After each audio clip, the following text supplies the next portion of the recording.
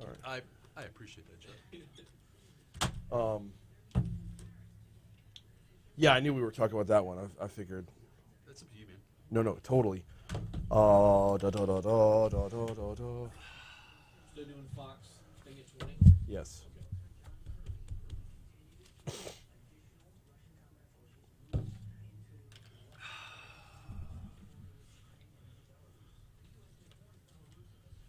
Where's my Red Bull?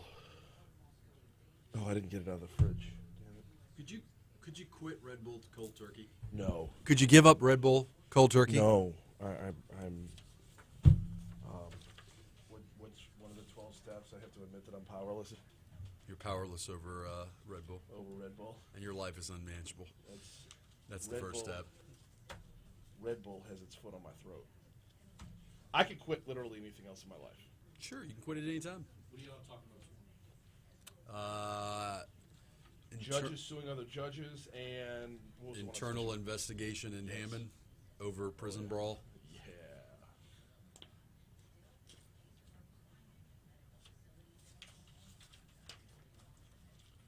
And today's the day when I start to feel the regret of not being at Washington Mardi Gras. Well, no, tomorrow's the actual day where my show would have been there. But we're going to talk to two people today. So I've never been to Who are DC. I've never been to DC Mardi Gras. Do you guys just post up and everybody comes and just talks to you while they're there, and We you did- just party like so- like it's 1999? What we did right before the pandemic was kind of unheard of. There hadn't been a radio show done from Washington Mardi Gras yet. We kind of kicked down that door. Groundbreaking, pioneers. Well, so breaking new bread. Ground. it's this interesting balance of like it is wonderful for Louisiana. It's relationship building on a huge level, but at the same time, though, you don't want media all over the place, you know? Right, because it's But here's the thing, though: it's never stopped the print media because they can just walk around with their little stupid recorders. well, I mean, but they're not. And I've never been, so I don't know if there's quote unquote debauchery, So bacchanalian revelry. I don't know. I don't know. I mean, so I don't know. I mean, So We don't know not how y'all that I roll. saw, but then again, you know, I was only in the main the main parts, you know. Oh, is CBS News already done? Yes, We have a sir. Red Bull. Hurry up and get your bull.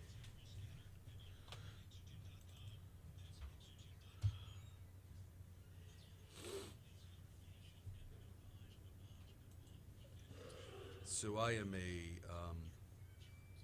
a Yellowstone fan, and I discovered that apparently on Paramount Plus, there's another show, 1883. Yeah, it's the prequel, and it's 100 times better than Yellowstone. Yes. I hate watch Yellowstone. I pulled the trigger on the Paramount subscription, Yeah, it's like what? $9 a month. Yeah. But I got to tell you, I spent $20 a season on Yellowstone to just binge it. So, and yeah, I did that. I did that. I'm not proud. Eric Harrell says you like a different human, Franz. Good morning. Thank you.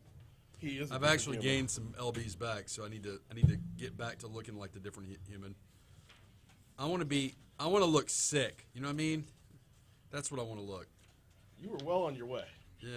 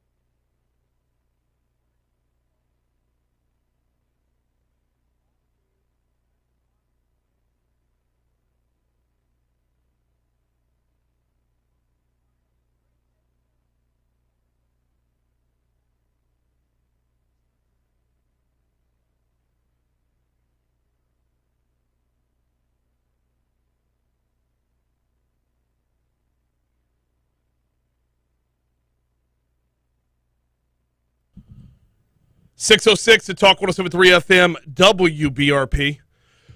Good morning, everybody. Brian here with you. Chuck P. filling in for Jake, who is eastbound and down, I guess northeastbound and down. He's heading to Washington, D.C. He is heading to Washington Mardi Gras. Chuck's going to hold it down for a couple days, and we will have a rotating cavalcade of producers before Jake is back on Tuesday. Just two more. Rotating cavalcade sounds more fun, Chuck. Yeah, it was like your greatest hits. You got me today. I do.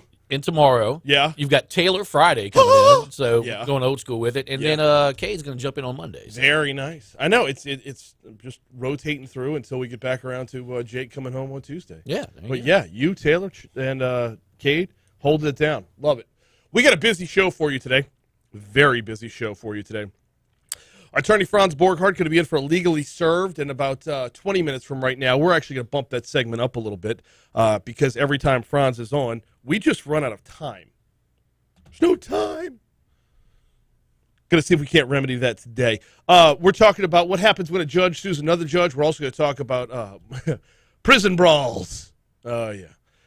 That's coming up at 6:25 all the way through the end of the hour. In our 7 o'clock hour, Chip Klein from the Coastal Protection and Restoration Authority. He's already in Washington, D.C. for Washington Mardi Gras. Want to talk to him about what CPRA got done last year and what's in store for this year.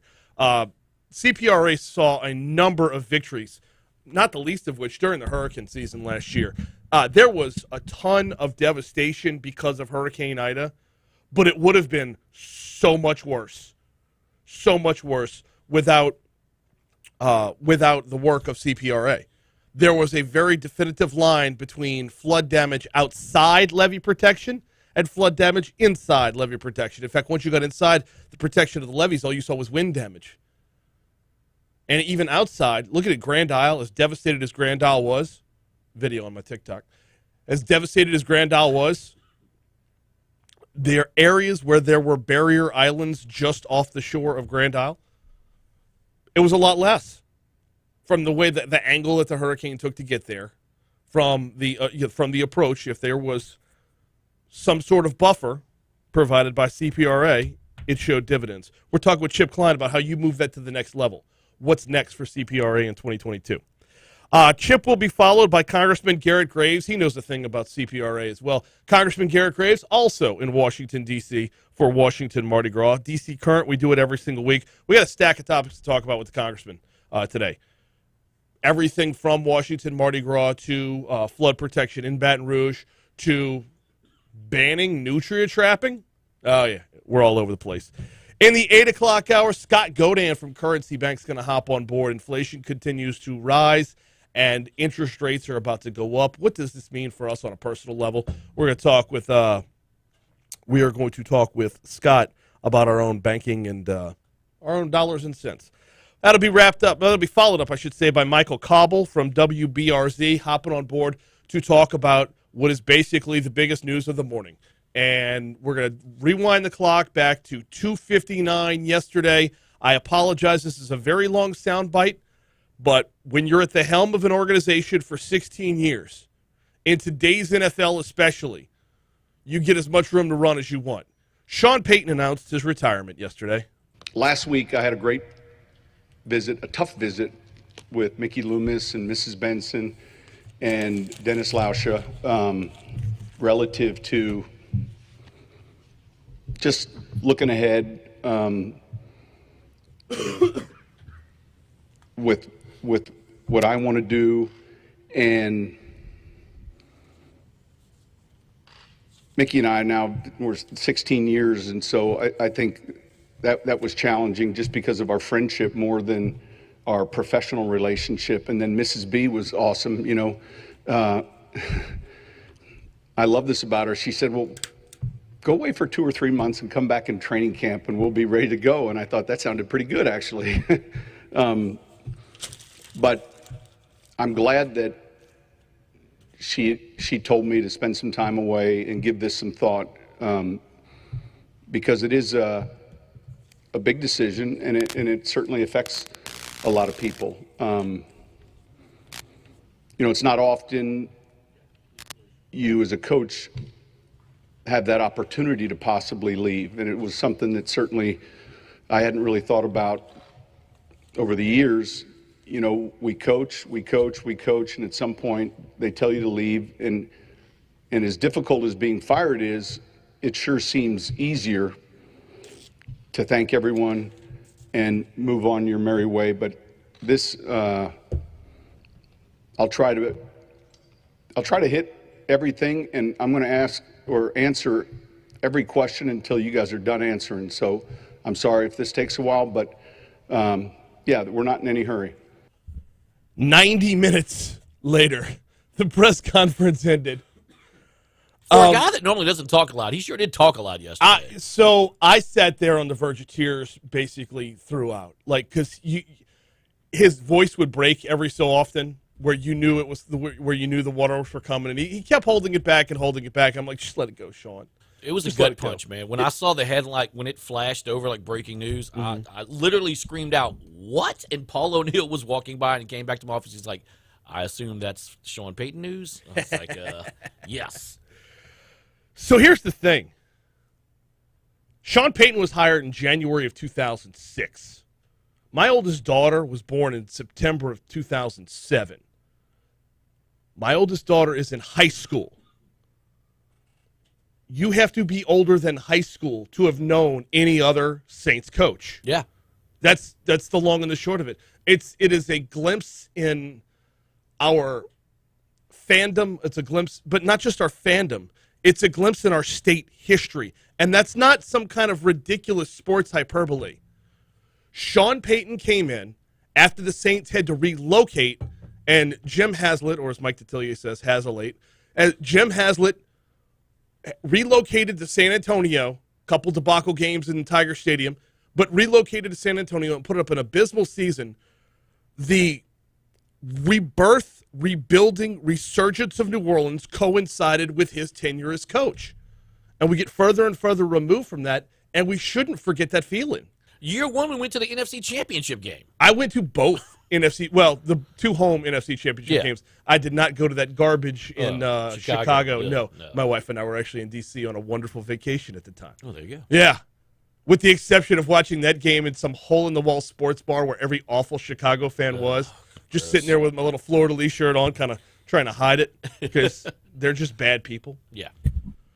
But to put in perspective, high schoolers don't know a bad Saints team. High schoolers and younger don't know the bagheads, don't know the Jim Mora rants at the microphone, don't remember Bum Phillips, don't remember Mike Ditka and Ricky Williams in the wedding dress.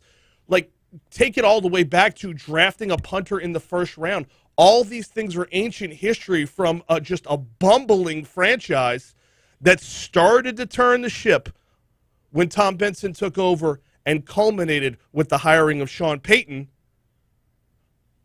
NFC Championship his first year, Super Bowl a couple of years later, in the hunt every single year, right across the hall on 104.5 ESPN right now. Off the bench doesn't start till 7. I guarantee you what's going on across the hall right now is the national guys are talking about how to maintain a top-tier franchise. No more Schwegman's bags. That's generations removed now. Thanks to Sean Payton. We're way late for a break. Quick break coming back. LSU men's basketball is back at it tonight.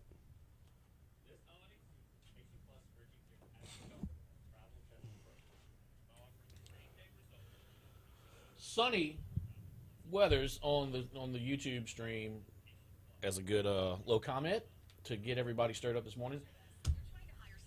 Sonny says, what I hear is Breeze kept me relevant even past his prime, and I'm being exposed as a mediocre coach. Plus, I finally realized Taysom is trash, and I blew the budget on him. Ouch. Well, I appreciate him attempting to be a troll, but the Saints posted up a winning record while going through more starters in one season, lost due to injury, more starters hitting the lineup than they set an NFL record for the most number of players that had to start. Yeah. You just didn't have your top 22 and roll with them. 58 guys. Can you be a mediocre coach and still have a winning record? I don't think not. No. Can you be? It depends on what level you're talking about. Can you have a winning record and still be mediocre, based on the expectations of your fans? So I could be trying to act like I know sports. or sound like I know something about sports. You sound pretty good at it. Hey, Chuck, Yeah. I'm forwarding you something that I need you to put on the big screen, please. Okay. You might have to rotate it, though.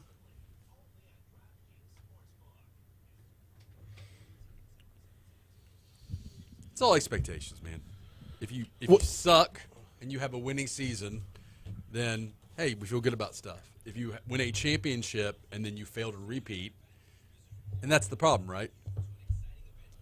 They went 9-8 on the year, and they started 4 different quarterbacks. Yeah, they were rebuilding from Drew Brees, and everybody knew this was going to be a tough year, and everybody knew it was going to be a tougher year when you had to relocate your entire damn franchise for a hurricane for a month. Like, that's Yeah. everybody forgets about that part of it too. This is a rough season. And then, yeah, you go through 4 quarterbacks, and then you have an all-pro running back who can do it all. He's the So best in the business, and Alvin Kamara got hurt. I pose the question again.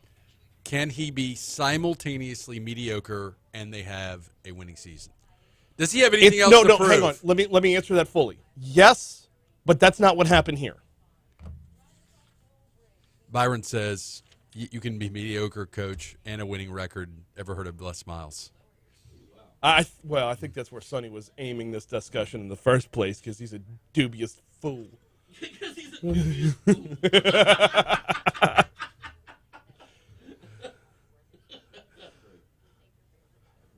Good morning, Christy. Welcome in, sweetheart. You know, I saw your wife at Mercy this week. I heard. I was meeting with clergy.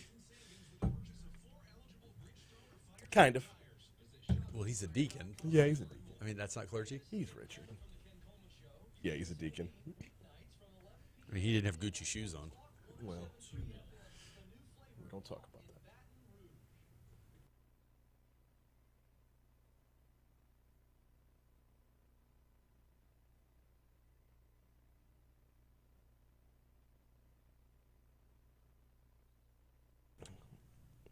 We got to slam through this because if we have any time on the back end, we got to get back around to Sean Payton. LSU men's basketball looks to snap a 3-game losing streak tonight. Tigers are hosting Texas A&M. 8 p.m. is your tip-off in the PMAC. Coach Will Wade says the Aggies present another difficult challenge for this team. 15-4, 4-2 in the league. They play extremely hard. They very, very scrappy. Defensively, they're top 30 in the country. So they do a lot of really good things defensively. The whole key, one of the big keys is can we get our turnovers under control? Offense has been struggling for the Tigers. They're ranked last in the SEC in assist versus turnover ratio, averaging 15 turnovers a game. What Wade says, got to clean that up. Especially the transition turnovers. We're averaging 4.5 turnovers a game in transition. Those are the ones, I can deal with some of the half-court ones. Those are the ones that are killers because those are ones on outnumbered breaks. Those are ones where we should be converting points. And not only are we not getting points, which points are hard to come by for us right now, not only are we not getting points, we're turning it over and giving the other team the ball back. Yeah, you're not just not adding points. You're literally subtracting them. Days, this is going to be a game-time decision. Pinson likely going to be limited. This is the first time they've seen a 3-game losing streak in like 4 years. Wade believes they're going to come out of it soon, though. Nobody's panicking. Nobody's pointing fingers. Like, we're fine. Everybody's fine. Our program's fine. Our guys are good, and we're gonna dig our way out of it. I told him yesterday the best views come from the roughest climbs. It's just the way it is. So we've got to keep climbing. We're going to keep falling down a little bit. We got to keep climbing, and we'll like where we're at the end. The best views come from the roughest climbs. What kind of motivational poster did that come from? Hey, here's the Fox Business Report.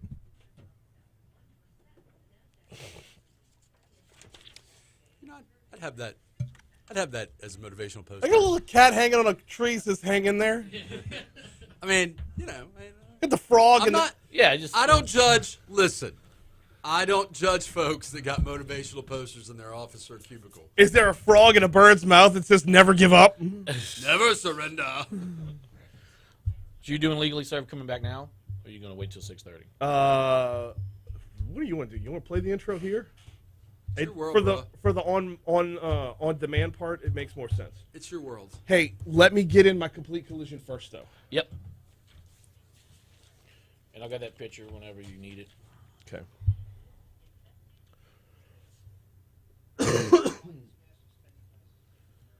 Excuse me.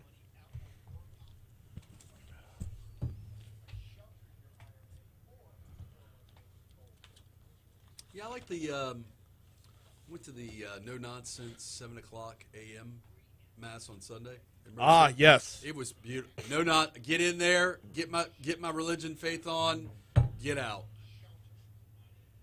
I feel like I'm getting a solid A- performance from the father. I mean, but he's warming up. I mean, like he needs. Was Cleo for 7 this week? Oh yeah. Okay. It rotates. I mean, you get the same. I guess you get the same message homily. Yeah. That you would get at like 10:30 mass. Yeah, but it's like the comic work in the clubs before doing the Netflix special. Yeah. Like the 10:30 is the special, right? Yeah. He's hammering out the material at the 7.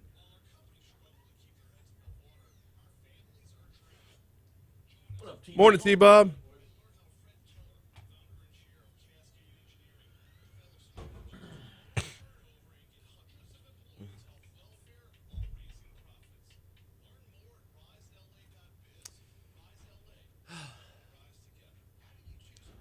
Hey, you know what I'm doing after the show today? Hey, kill the mics.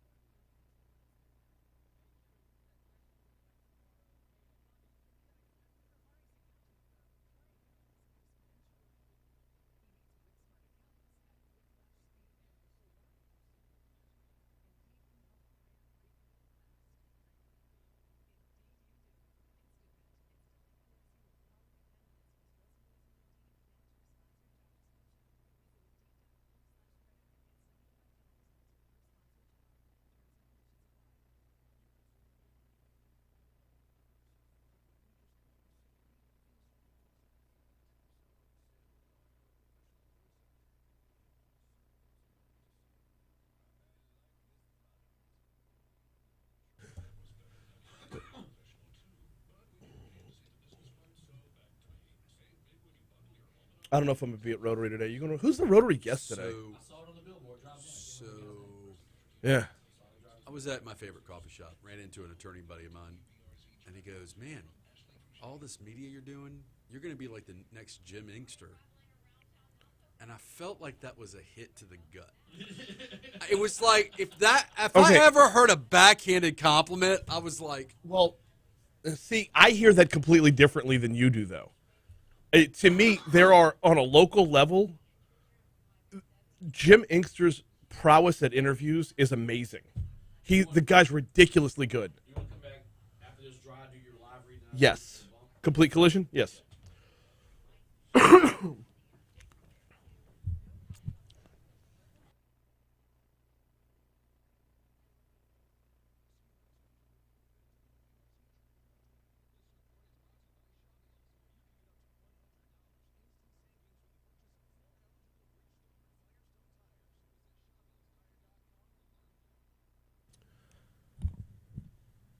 Got to tell you about the folks over at Complete Collision Center, 2 locations, Plank Road in Zachary and Perkins just east of Bluebonnet in Baton Rouge. Their phone number, easy to remember, 768-9898. Why do you need to remember the phone number? Because if you get into an accident, you need to know where you're taking your vehicle, even before the accident happens.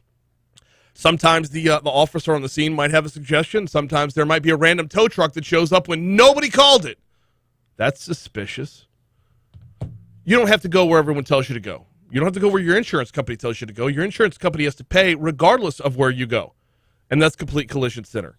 Plank Road in Zachary, Perkins just east of Bluebonnet in Baton Rouge. They're certified by more than a dozen major manufacturers. They are here to take care of you and getting your vehicle back onto the road safely. Check them out online, CompleteCollision.com. CompleteCollision.com. Don't let who you choose to repair your vehicle be your second accident. Check out Complete Collision Center.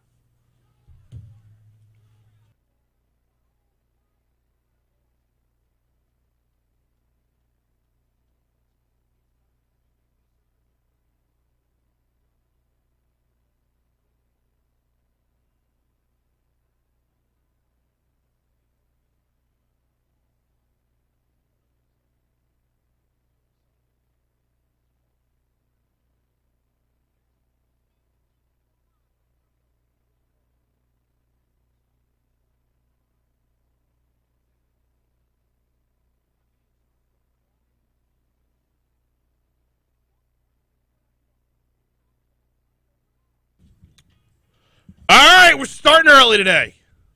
I think this is going to be the new way we do things, It's though. like Christmas in January for the listeners. I'm telling you, man. Look, we run out of time every single week. Attorney Franz Borghardt is in for Legally Served. Normally this starts at 6:37, but we run out of time every week. Extra time. A gift. Yeah, absolutely. Good morning, sir. How are you? I'm doing outstanding, man. I'm just So- doing outstanding. Yesterday was kind of monumental, and knowing what a huge football fan you are, do you want to really sound off on the retirement of Sean Peyton? You know, you get to a point where you're so awesome, you have nothing more to prove. I understand that. I walk in that world. I understand. Chuck, he made it about him. Shocker. He made it about him. I've never known Franz to do that ever. I mean, Wow. It's hard to be humble, guys. Hard to be humble. Anyways, no, I'm not. There's no secret.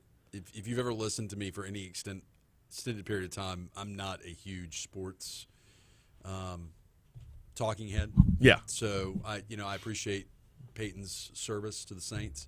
I've only been to one Saints game in my entire life. How is that possible? Just don't have season tickets. I don't go. All right. That's an hour drive, man. It's a long drive.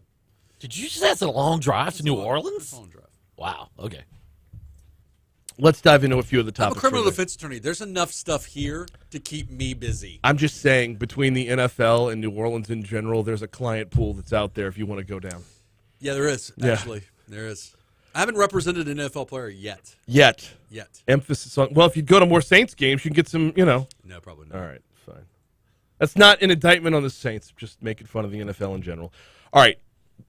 We have a couple topics to talk about today. We got I don't know some which one you weird want to start stuff with. going on in Baton Rouge right now. Yeah, We have one judge suing right. all the other judges, plus some past judges. Let's start there then. Right. And it was all about seniority. Yes. So for those who don't, the uninitiated, when you get elected to judge in the district court in Baton Rouge, you've got plenary jurisdiction, which means you can sit for civil and criminal matters, but they divide the dockets. Okay. There's a criminal docket where you get a criminal docket only and a civil docket, and you can do both if they allow it. Well, Judge Higginbotham has been doing a criminal docket, and his argument is that his seniority, based on number of years and openings, he should be doing a civil one. The other judges voted and said, no, you ran for a different seat, and while you're still a judge, you ran for a different seat, and because of that, you don't have the seniority. And so Judge Higginbotham sues the other judges for seniority. This is weird. Yeah, it's This is weird. really weird. Who sifts through all this? Well, the Supreme Court had to appoint another judge, and the other judge just ruled, I think yesterday or the day before, that no, they have a judicial immunity and they can make these kind of decisions. So there's going to be an appeal now. But it opens up a bigger question to me, Franz. And What's I that? realize I'm asking a criminal defense attorney to sound off on judges, and that's probably not the easiest thing Well, for you to unlike do. my lack of knowledge on sports, I have a extensive legal prowess. No, let me rephrase that. Asking a I'm no guy slouch. I'm no slouch on law. asking a guy who has to stand in front of judges for his livelihood to critique them is not the easiest thing to do. I can see both sides of this argument. I can see Judge Higginbotham saying, you have a pecking order of seniority. Mm-hmm. I have this number of years. I should be able to take over a civil docket if there's a civil opening. Keep it moving. I see the counter argument of you have seniority up until you run for a different seat in the same courthouse and win, and then your seniority starts over.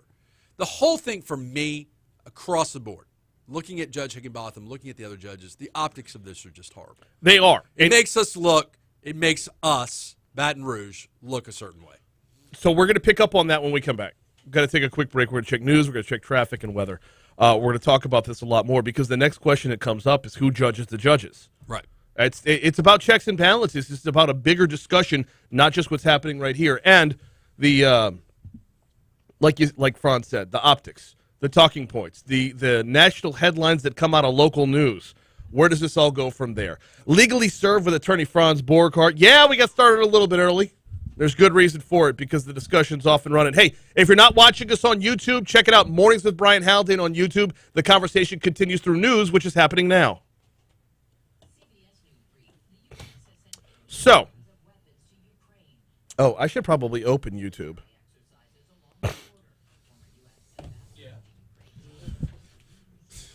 What are the benefits of judicial superiority must be worth suing over? It is all about the seniority. It's not superiority. It's the seniority is all about which type of docket you control in that courthouse.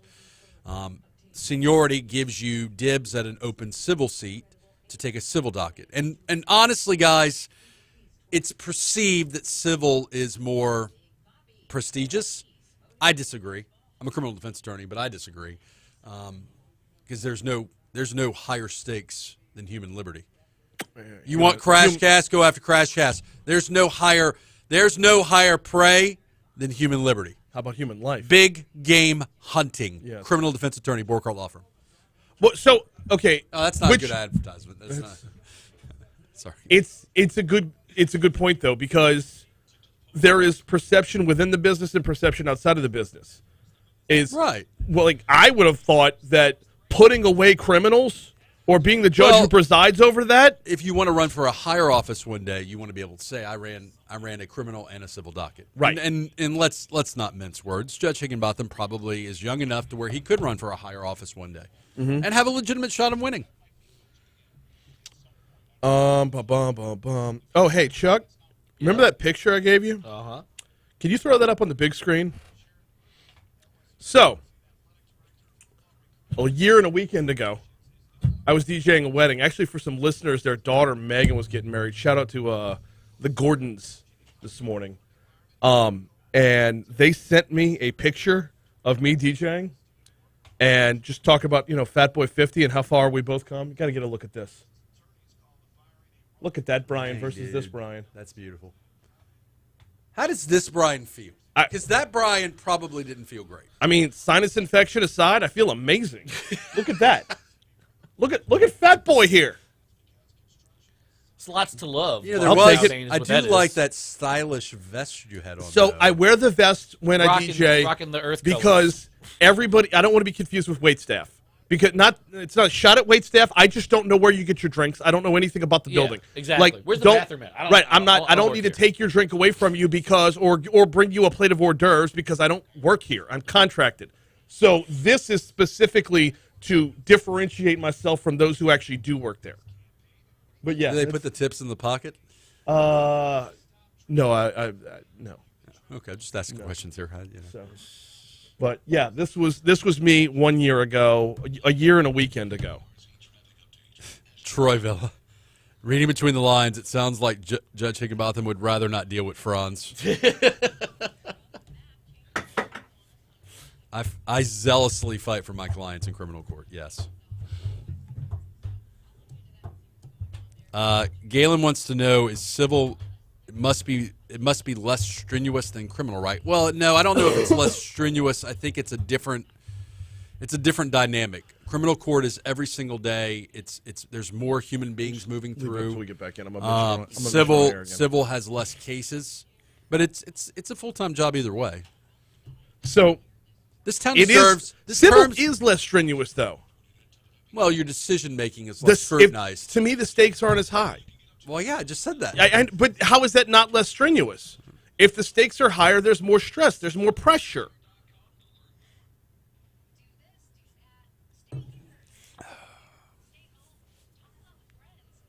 Good morning, everybody on the YouTubes this morning.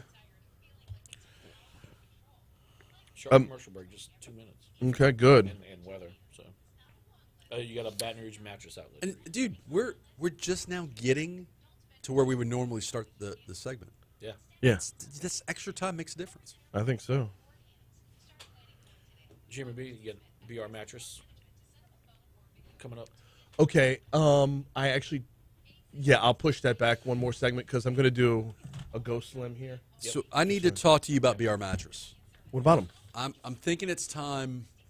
I got a queen size bed. I'm thinking it's time to upgrade my bed and box spring, or get a bed that doesn't require a box spring. Do they also do frames?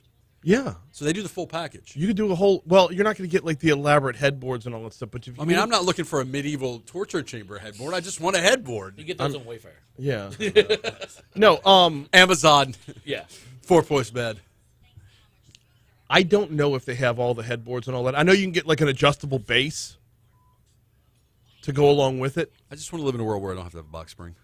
Do they do Okay. sleep number beds over there or no? Like, can you get that? I through don't them? think so. Or is it just basically like just mattresses and like just standard frames? Sonny says I Yes. need a California King. I don't even know what a California King is. Oh, It's dude. bigger than a king.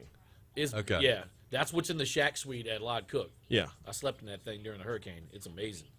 You can put like 9 people. It's a lot of bed. It's a lot of Not bed that I when you're. know, I'm just saying. It's a lot of bed when you're lonesome. It's a lot of bed when you're lonesome. I mean, Yeah. I feel depressed sometimes when I'm sleeping in a big giant king size bed on the road, and I'm like, it's just me in this bed by myself here. It's sad. Just snag that pillow, man. You'll be all right. Sometimes you snuggle the pillow. Dude, I like a full body pillow for that very reason. I mean, I don't hump the pillow. I just like cuddling with the pillow. Sometimes you want to be held. Sometimes you want to be held. The pillow Weighted can't hold you back. blankets. I've heard weighted blankets are amazing. Yeah. I just can't justify paying that much for It's a ridiculous. blanket. It's ridiculous. I went looking for them. Yeah. And they're also not whatever Also, the word everyone's out of them. yeah whatever the word ergonomic means. Yeah. They're not ergonomic. They're heavy. I just washed my weighted blanket. Oh, you would last night. break your washing machine, huh? No, it worked out fine. Okay. It was a 20-pound blanket. I mean, I throw 2 pair of blue jeans in the washer, and it sounds like a 76 Pinto rolling down the road. Did they make Pintos in 76? I don't even know. Was that Somebody's the one that making- exploded? Somebody's making love on the washing machine.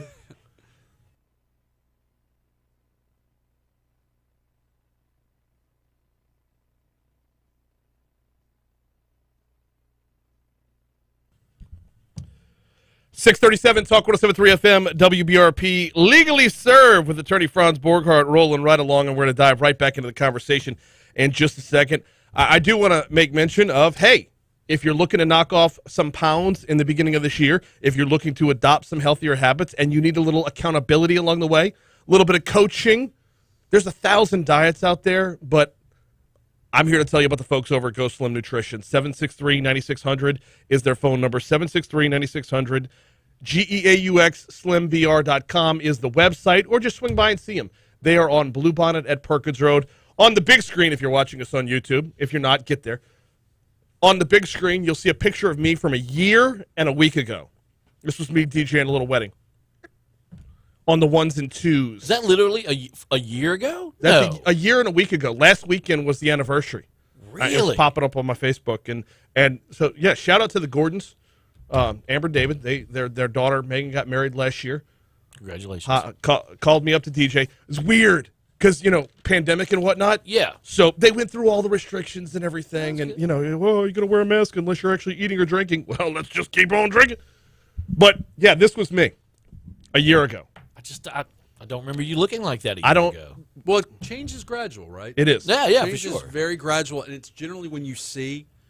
I've lost a little bit of weight myself. It's generally not until you see a photo of yourself from that other weight class that you're like, oh, wow. So Yeah. as Yeah, bad good as job, bad, man. thank you. As Yeah. bad as this is, we've got pictures around the house from. So I had originally lost weight before the flood, well before the flood, like 2012, and same outfit. It was called MetaFast then, but now it's Go Slim. I put some of the weight back on after the flood when you don't have a kitchen in your house, everything's fast food, your gym shut down, the whole works. This was round 2. Like, took the weight off, kept the weight off for 4 years, put it back on after the flood, and now I'm back down again. I'm going to keep it off forever. Because, look, there's 1,000 diets out there, but when you walk in every single week and you sit down, I call it food confession. You sit down and you talk about what you've done right and how you could do better. It makes all the difference in the world. Have you ever cried during a food confession? I don't feel I have to answer that Well, it's question. not- yeah, I guess that I doesn't don't- answer I the don't- I question. don't- Show us on the burger where it hurt you. Oh, God. Speaking of burgers, someone brought up to me the other day the slider incident of 2020. Oh, man. Oh, Mr. I All. don't even remember how many sliders I. 17 out of 20. Yeah, you were close. Anyway, 763-9600. You can get back to the rolling in. Sliders have never tasted the same. No, I So- wouldn't imagine so. And they've opened a new location right in the parking lot of Go Slim Nutrition. So Convenient. Speaking about crimes against nature, so Hammond, Louisiana. Oh, wait, we're not done with the judges I'm yet. sorry, let's go back to the judges. Who judges the judges? So in this instance, the Supreme Court says, okay, it's a pickle. You can't have a whole bunch of judges suing each other and then have one of the judges presiding, right? So the Supreme Court generally steps in and appoints what's called an ad hoc.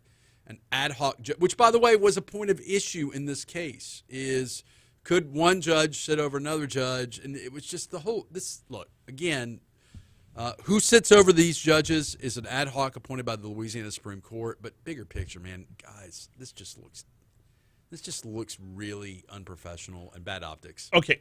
I want to ask the question of why it looks unprofessional. Because just pleading complete ignorance here. You've got now look, each judge is a kingdom unto himself or herself, but you've got a judge suing all the other judges because of a perceived or real slight.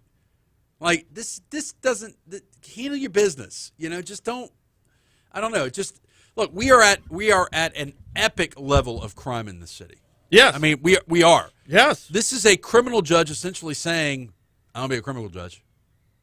I mean, that's the inference, right? I don't want to be a criminal judge. I want my seniority. I want to be a civil judge. We're going to walk down that path in just a minute. Sure. But is it healthier? Is it actually healthier to air your grievances versus dusting them under the rug? Well, if you want transparency and you want a public yelling match, this is what you're getting. That's what you're getting. But isn't that also how you get results? So optics be damned. I want results. I don't care what anybody else thinks. I want to know we're doing it cleanly and doing it the right way. And there's not like some, I don't want to say good old boys club because I don't know if they're boys or girls. So here's the thing. There's no law about the seniority. It's an internal rule. Right. It's not in the books. But that is not objective, is it? Okay. They have a council So of judge judges. gets to do what judge wants to do. They have a group of judges. They vote on stuff and majority rules. That is the internal administration of the 19th Judicial District Courthouse, our courthouse, our judges. And this is how, by the way, this is how district courts work. Is you have all the judges, they make decisions collectively that involve internal policy and administration, and you keep it moving. Mm-hmm. This is not quote-unquote law. And in fact, if Judge Higginbotham said, I want both dockets. I was elected as a judge of plenary jurisdiction. I just like saying plenary jurisdiction. Yeah. Civil and criminal. I want both. He could do both. He doesn't want both. He wants one. So I asked that question about the subjectivity versus objectivity because it's not a story right now, but what if the person doing the suing had a racial or sex component to it? Well, Judge Higginbotham is a white male. Right. So here's you want me to pull back the veil here? Yeah. Okay. The civil bench is more coveted because the civil bar has tremendously more money than the criminal bar. Yeah. And if you have aspirations of running for higher office, I mean, there's no higher dignity of doing civil bench versus criminal. They're both benches. Right. They're both you're both doing the same job. You're judging criminal versus you're judging civil. And we've already talked about, to me, the more noble bench seat is the criminal bench. But along with that nobility comes more pressure. Right. With less absolutely. payoff. So you do civil, and you get bigger contributions for when you run for higher offices. I mean, I'm not saying that's a bad thing. I mean, I'm just saying if we're all going to be intellectually honest with each other. Why? If you're wondering, well, why in the world would it matter to you if you're a judge? You get the same salary. You don't get paid more. You don't get paid less. Well, it's like Sean Peyton.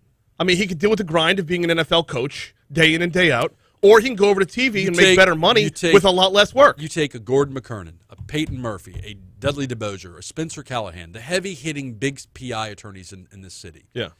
They are going to care more and have more money and care more about a civil judge than they are a criminal judge. They don't do criminal law. Right?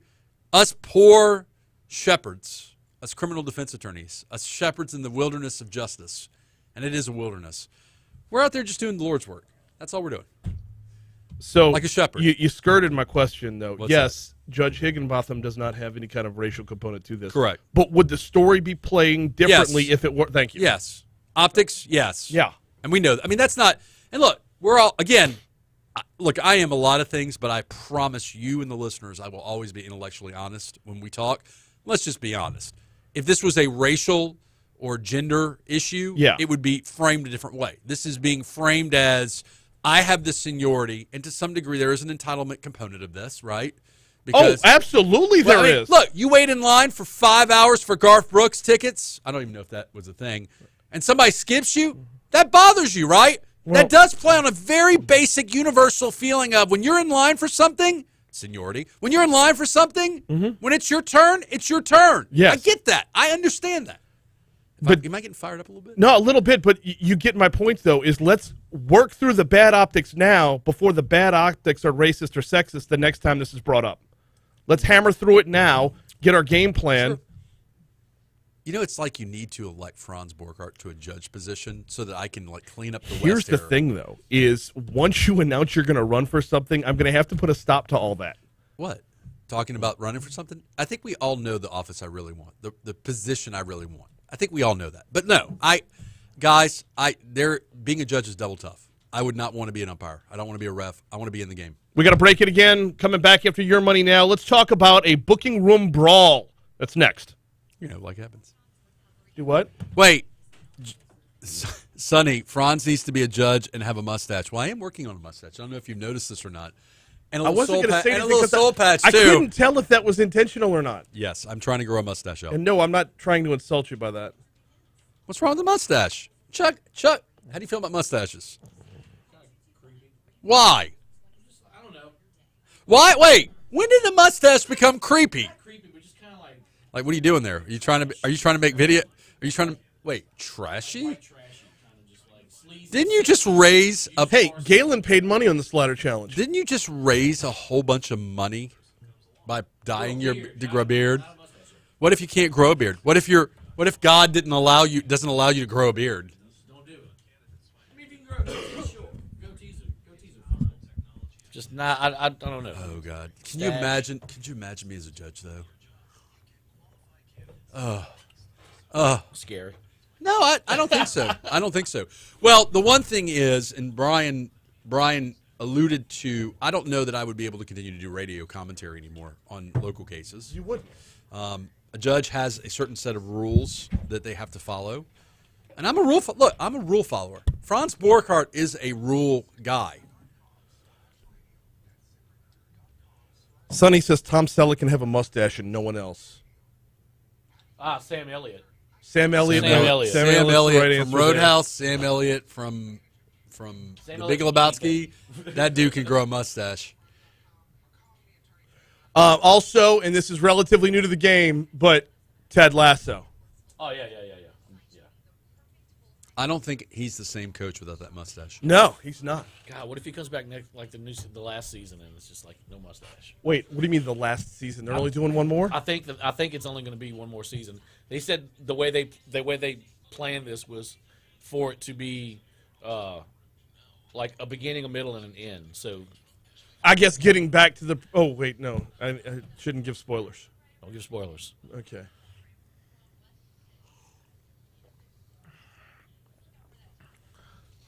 Yeah, so right after the end of that soundbite that we played, the next thing Sean Peyton went into was, was watching a lot of Netflix, and I'm a big Ted Lasso fan, and we don't do biscuits here in New Orleans, so Mrs. B, I got you a king cake. Nice. Then we got over 100 king cakes for all the media that were in the room. Like every media person in there got a king cake. Does Schwegmans do king cake? Schwegmans hasn't been a thing Schwegmans? since the Baghead days. Oh man, no. I don't know where he got them from. Would you still love Sean Payton if he didn't step down but came out with a mustache? Absolutely. I feel So like this is the beginning phase. 2023, 2024, he's going to be the coach over in Dallas. So It's gonna be later than that. I think You think so? The 'Cause- Saints own his contract Well, yeah. through the end of 25. Yeah, anybody that goes after him, they've got to trade So, for him. and here's the thing: the deal that he had in New Orleans was so sweet. Like Gail Benson is not Jerry Jones. Everybody keeps looking. Oh, Sean Payton wants to go to Dallas. No. Nobody in their right mind wants to work for Jerry Jones, and Jerry Jones has never shown an ability to step aside and let his people run things. I'm hard pressed to see Sean Payton step away and then re-step under that level of scrutiny where everyone else is. You don't have the kind of free will that you had in New Orleans. You were saying, sorry. we should do a mustache competition. I Like the Fat Boy really don't 50. want to do a mustache competition. I didn't want to do the Fat Boy 50, and Yeah, here we you are. did. And here we are. Yeah, you did.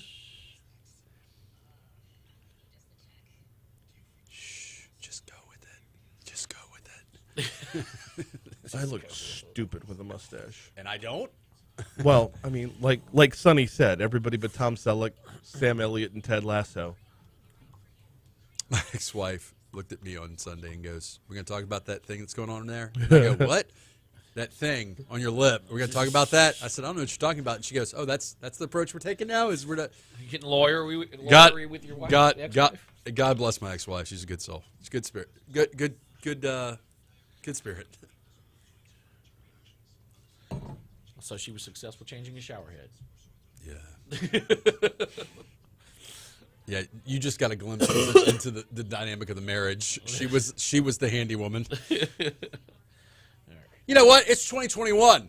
If a woman wants to, or 2022, if a woman wants to change the shower head, let him change it. Yes is the answer to that question, son.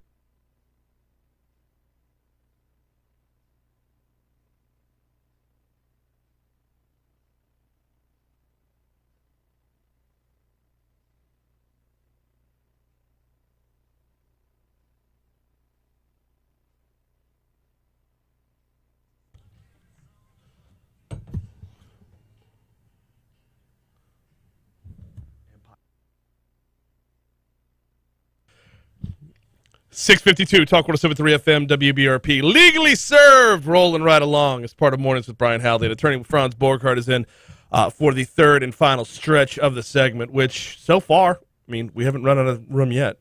Got six more minutes left to talk. We're gonna sail this boat in. It's gonna be great. All right. Excessive and unreasonable. Investigators want prosecutors to review a booking room brawl.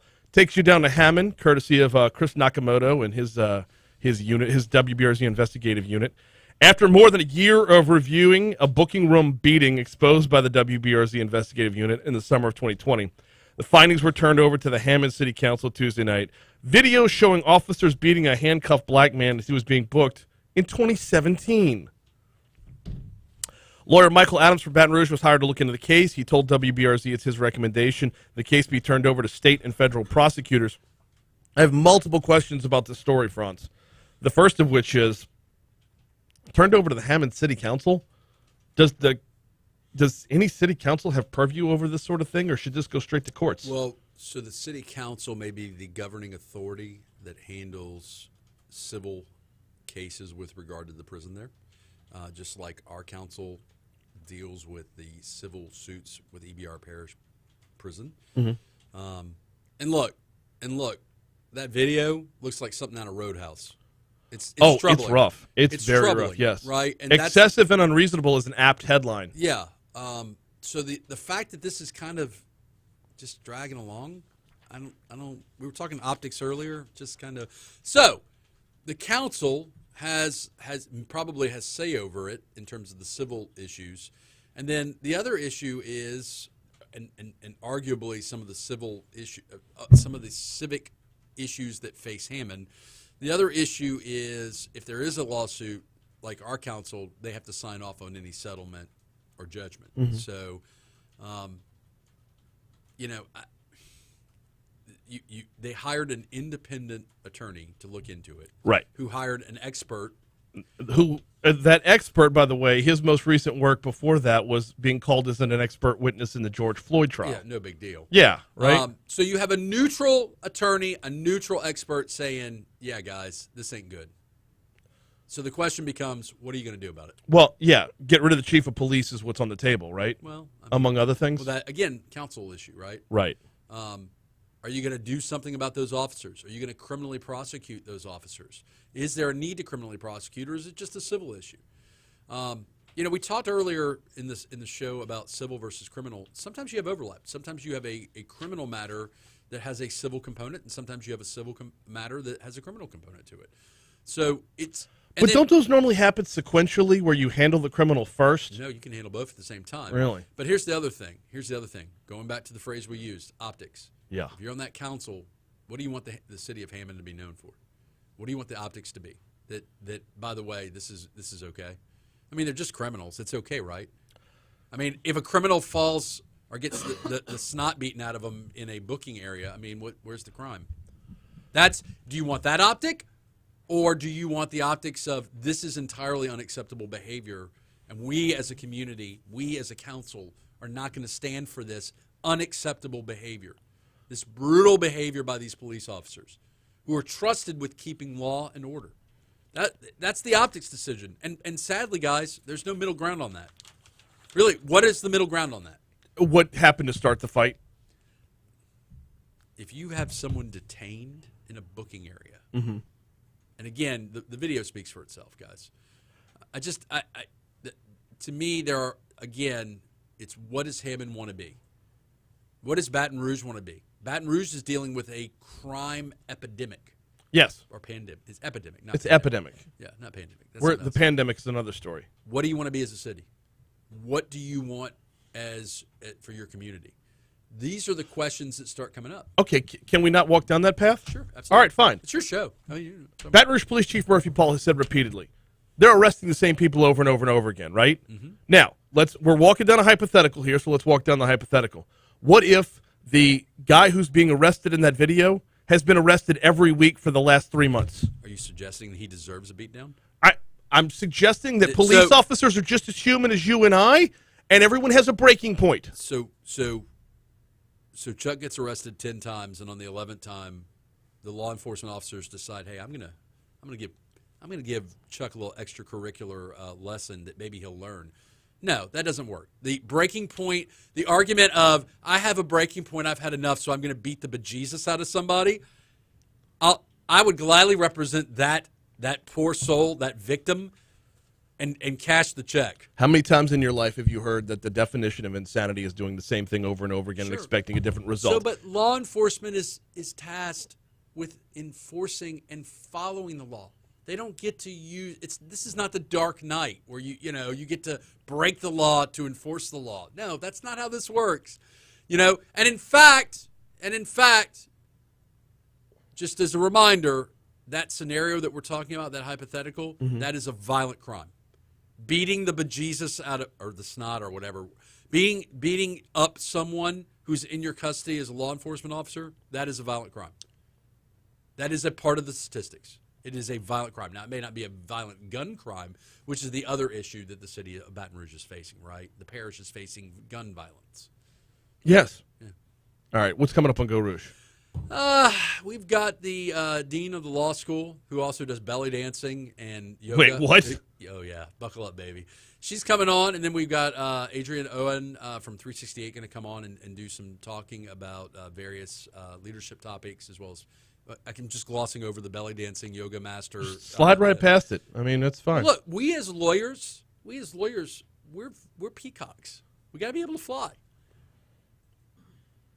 Okay. Yeah, that's on Friday, 6 o'clock drive time. Yep, Friday, 6 o'clock. I'll be on your board this week. So it is the Go Rouge show coming your way Friday at 6, and then on demand almost immediately after that. And part of the new Saturdays on demand lineup as well, which runs Saturday night from 5 to 11. He's attorney Franz Borghardt. He is a peacock, and we always appreciate the time, sir. Okay. Storm Warning says, got news for your guests. Most no, people sided with the police on this one? Okay. We got news coming your way now. Is that a troll? Yeah. Okay. I like trolls. I don't mind trolls. You got to lean into a good troll. Most people side with the police on this one. So I didn't want to get to that because we were out of time. But he makes a good point. Okay. Is that everyone does have a breaking point. Sure. And if the system is broken, what can you do other than, let's just keep doing the same shit over and over again? I'm okay with the idea that someone broke the law and people are siding with the person breaking the law, but they've still broken the law. Okay. There's still a consequence for the breaking of a law. But there is no consequence for breaking the law, or else the person who had broken the law that started this chain of events would already be in behind bars. No. Two horrible wrongs don't make a right. Mm-hmm. Oh, maybe they did. I'm not judge. I don't know. That's yet. Later, bro. Appreciate you.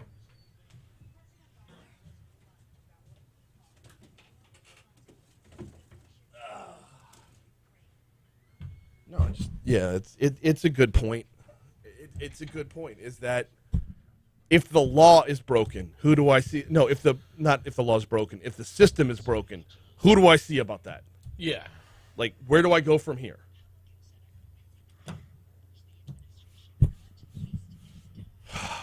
Eric says, in all seriousness, never beat someone for no reason.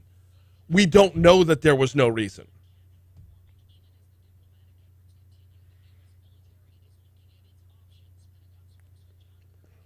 Byron says, I always thought that insanity definition came from a dude who had been married more than once. The actual definition of insanity is mania.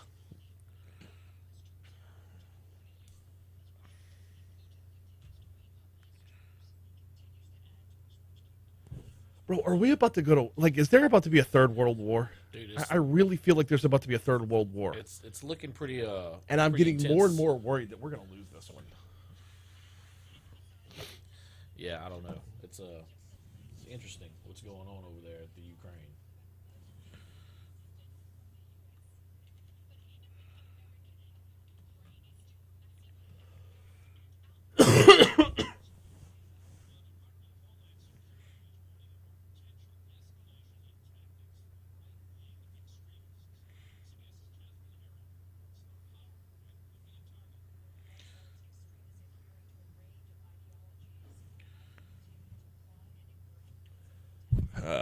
What are the comments that I missed here? Are we going to end up doing a stupid mustache contest?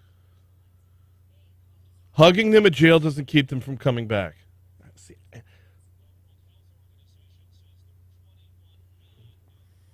ooh.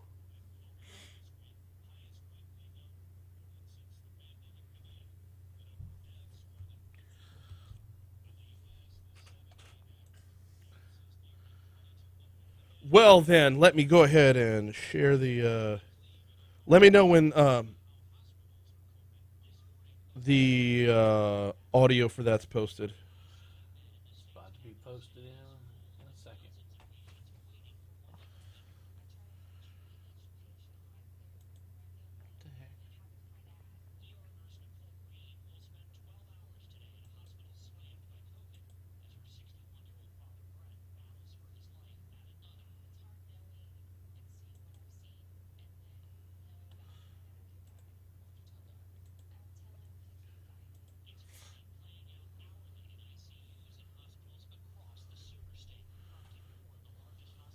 You got Mathern's. Okay. Read.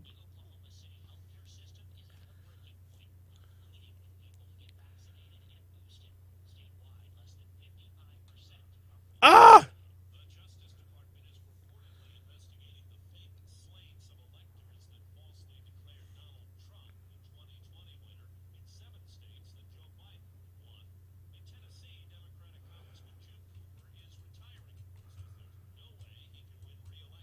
Hey, Chuck, watch this. Okay. God, Christy's gorgeous. Oh. Where is...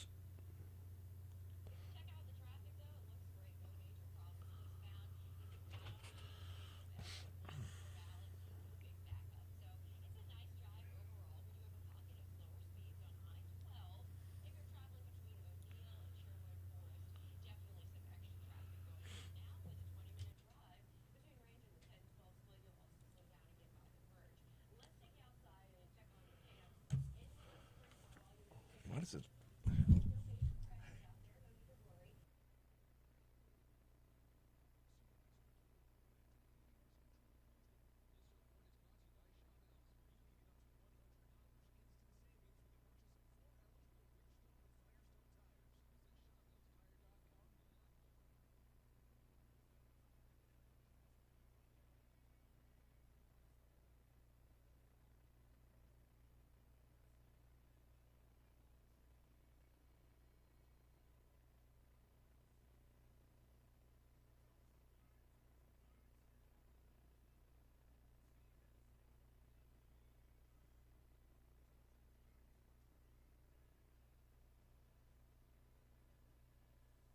7:05, Talk 107.3 FM, WBRP. Mornings with Brian Haldane, rolling right along. Brian here with you, Chuck P. producing. We just wrapping up a lively discussion with attorney Franz Borghardt for Legally Serve. Coming up this hour, Chip Klein heads up the Coastal Protection and Restoration Authority. He's going to join us in our next segment. texted Chip yesterday, said, can we recap 2021 and take a look ahead to 2022? He said, absolutely. I'm on my way to D.C. right now. I'm like, sweet. Let's talk a little bit about Washington Mardi Gras as well. Speaking of Washington Mardi Gras, Garret Graves is your captain this year. He is also our 6th District Congressman. I guess it should be in reverse order. He's our 6th District Congressman and is also the captain of Washington Mardi Gras. We talk with Congressman Graves every single Wednesday. The discussion is called D.C. Current. That is coming your way. Actually, we do D.C. Current Tuesdays and Wednesdays. Congressman Troy Carter joins us every Tuesday. And I hesitate to say every Tuesday at this point because he's been out the last 2 weeks. COVID. He's feeling fine. Stupid COVID. I know. I feel fine. I'm just coughing my way through everything. Yeah. I'm going to have to wipe this mic down now afterwards because I just did the fake cough into it. Yeah. A fake cough has the same plume as a real cough. Well, there you go. We can't have plumes. No plumes. No plumage. Hashtag no plumage. Hashtag no plumage. Beautiful plumage. Oh, my goodness. The first time I heard Joseph Cantor mention plumes, I'm like, gross. The word, it doesn't even sound No, nice. it doesn't match. Plumes. Your exhalation plumage. Hey, we do know weather coming back in before we'll hit top stories and trending. We are looking at a high of just 55 degrees today, overnight low down to 30. Yes. I know. That rain we got yesterday, or that such as it was. I Yeah, mean, I didn't get a whole lot. Today's the day where the wind blows through and makes everything cold again. Overnight low, we'll get down to 30 tonight. Tomorrow we top out at 59, getting down to 40 Thursday night and Friday morning. Chuck, you ready for this one? Okay. High of 52 on Friday. Overnight low Friday night, 29 degrees. I like it. I'll be in colder weather this weekend because I'll be in Nashville. Oh, that's right, you will. And the highs over the weekend are in the mid-30s, and the low for Saturday night in Nashville is 16 degrees. Very nice. I might bring a coat. You know what? While you're in Nashville, you need to see if you can run into my good friend Dusty Slay. Okay. He's like my new bestie. Do I need to like? Dusty was on the show he owe yesterday. you money or something? Or No. He came on the show yesterday. Stand-up comedian. He's got a new show okay. on Netflix. Brilliant comedian. Very he's cerebral redneck. How's that sound? Whoa. Okay. Right? All right. It's a different vibe. We're having a good time. That's an interesting description of someone. Cerebral redneck. I know. Anyway, that's available on demand at talk1073.com if you missed it. Comedian Dusty Slay was with us yesterday. So we got Chip Klein. We got Garret Graves. Thanks again to Franz Borghardt for stepping in for Legally Served. Right now, time for top stories and trending. Let's get it.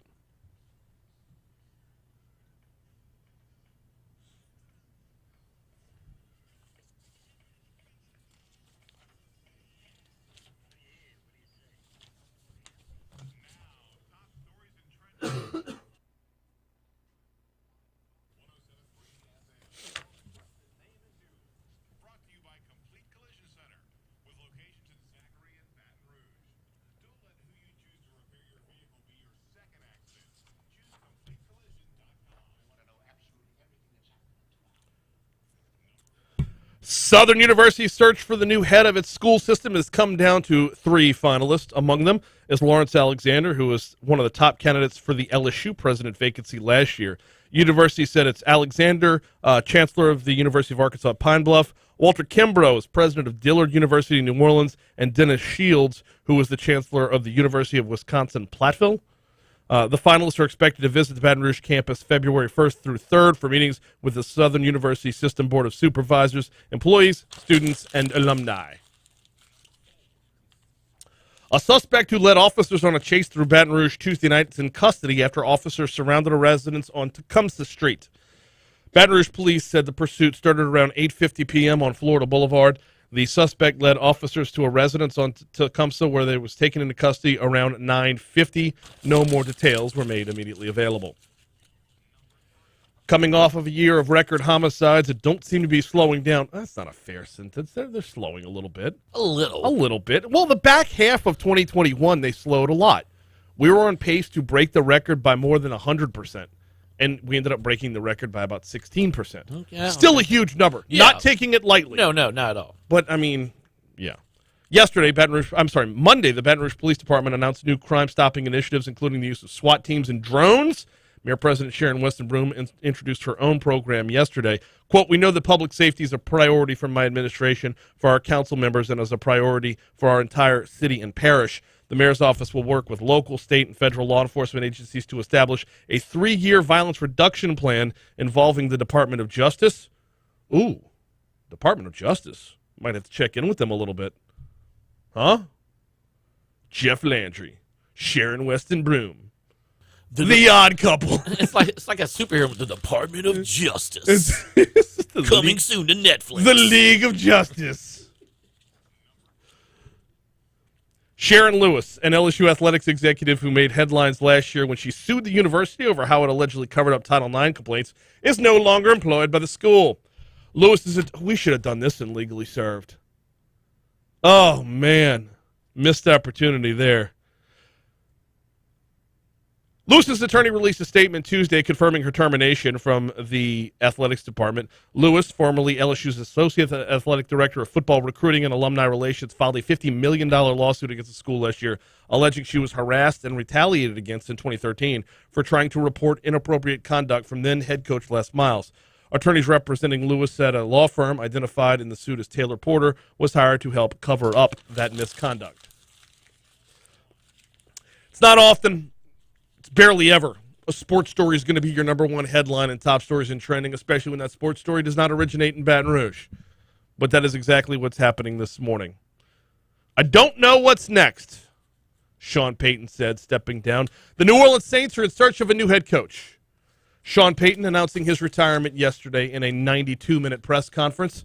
The head coach, now former head coach of the New Orleans Saints, the winningest head coach in the history of the Saints, making it officially official yesterday.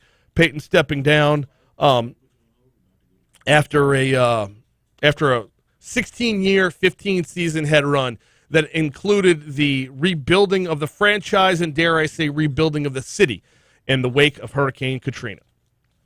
Those are your top stories. Here's a look at what's trending this morning. Oh, okay. How many of y'all went to the Elton John concert last week? Not me. Not you, but damn near everybody else in the world, right? Yeah. Or everybody else in the 225, N504, and probably 985 as well? Probably so. Yeah. So, good thing you got it in while you got a chance, because Elton John came out of his... he saw a shadow, which means he got COVID. Yeah. Elton John comes out to do a concert, hoping to kick off his tour again. Congrats, Louisiana. We gave Sir Elton John the COVIDs. Of course. Yeah, I mean, of course we did. Despite being vaccinated and boosted, Elton John has contracted COVID-19 and is postponing 2 farewell concert dates in Dallas. Well, it's just Texas. He can skip Texas. It's fine. Skipping Dallas, Texas, I mean, it would have worked out for Kennedy. John is too soon. How dare John you, is sir? experiencing only mild symptoms, according to a statement. Elton and the farewell Yellow Brick Road tour will look forward to returning to the stage shortly. John was due to hit the American Airlines Center stage in Dallas on January 25th and 26th. Fans should hold on to their ticket. They will be honored, and the rescheduled dates will be announced soon. The hits just keep on coming. All right. Coastal Protection and Restoration Authority saw a number of big wins in 2021. What's in store for 2022? Chip Klein heads up the CPRA. He joins us next. I'll get to it.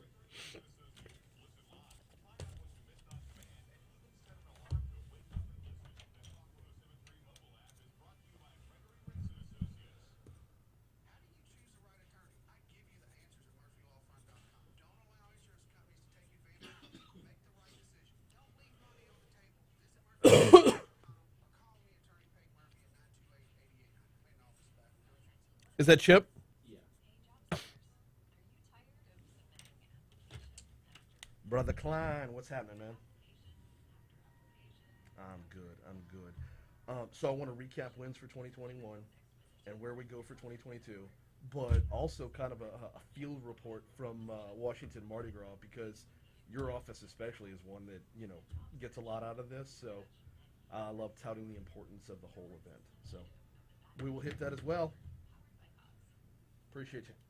Do what? Got about 1 minute left and coming right to you. Thanks.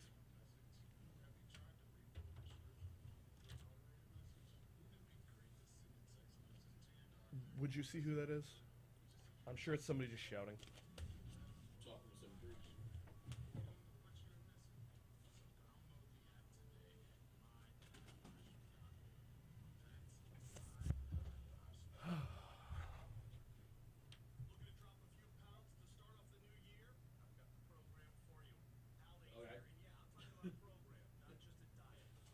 What did he say? What was he grumpy about today? Said, ask you if you want to check in on your PO.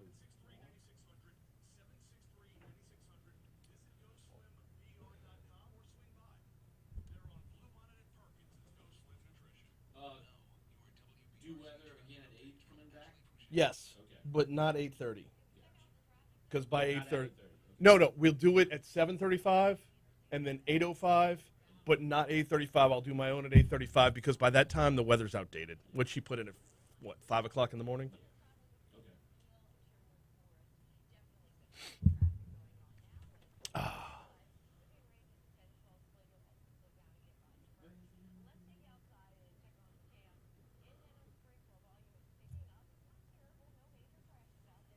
Troy says, define insanity. The thought of entering a worldwide armed conflict. You set the leadership of the current administration because a hot mic catches him calling Putin a stupid SOB. Huh.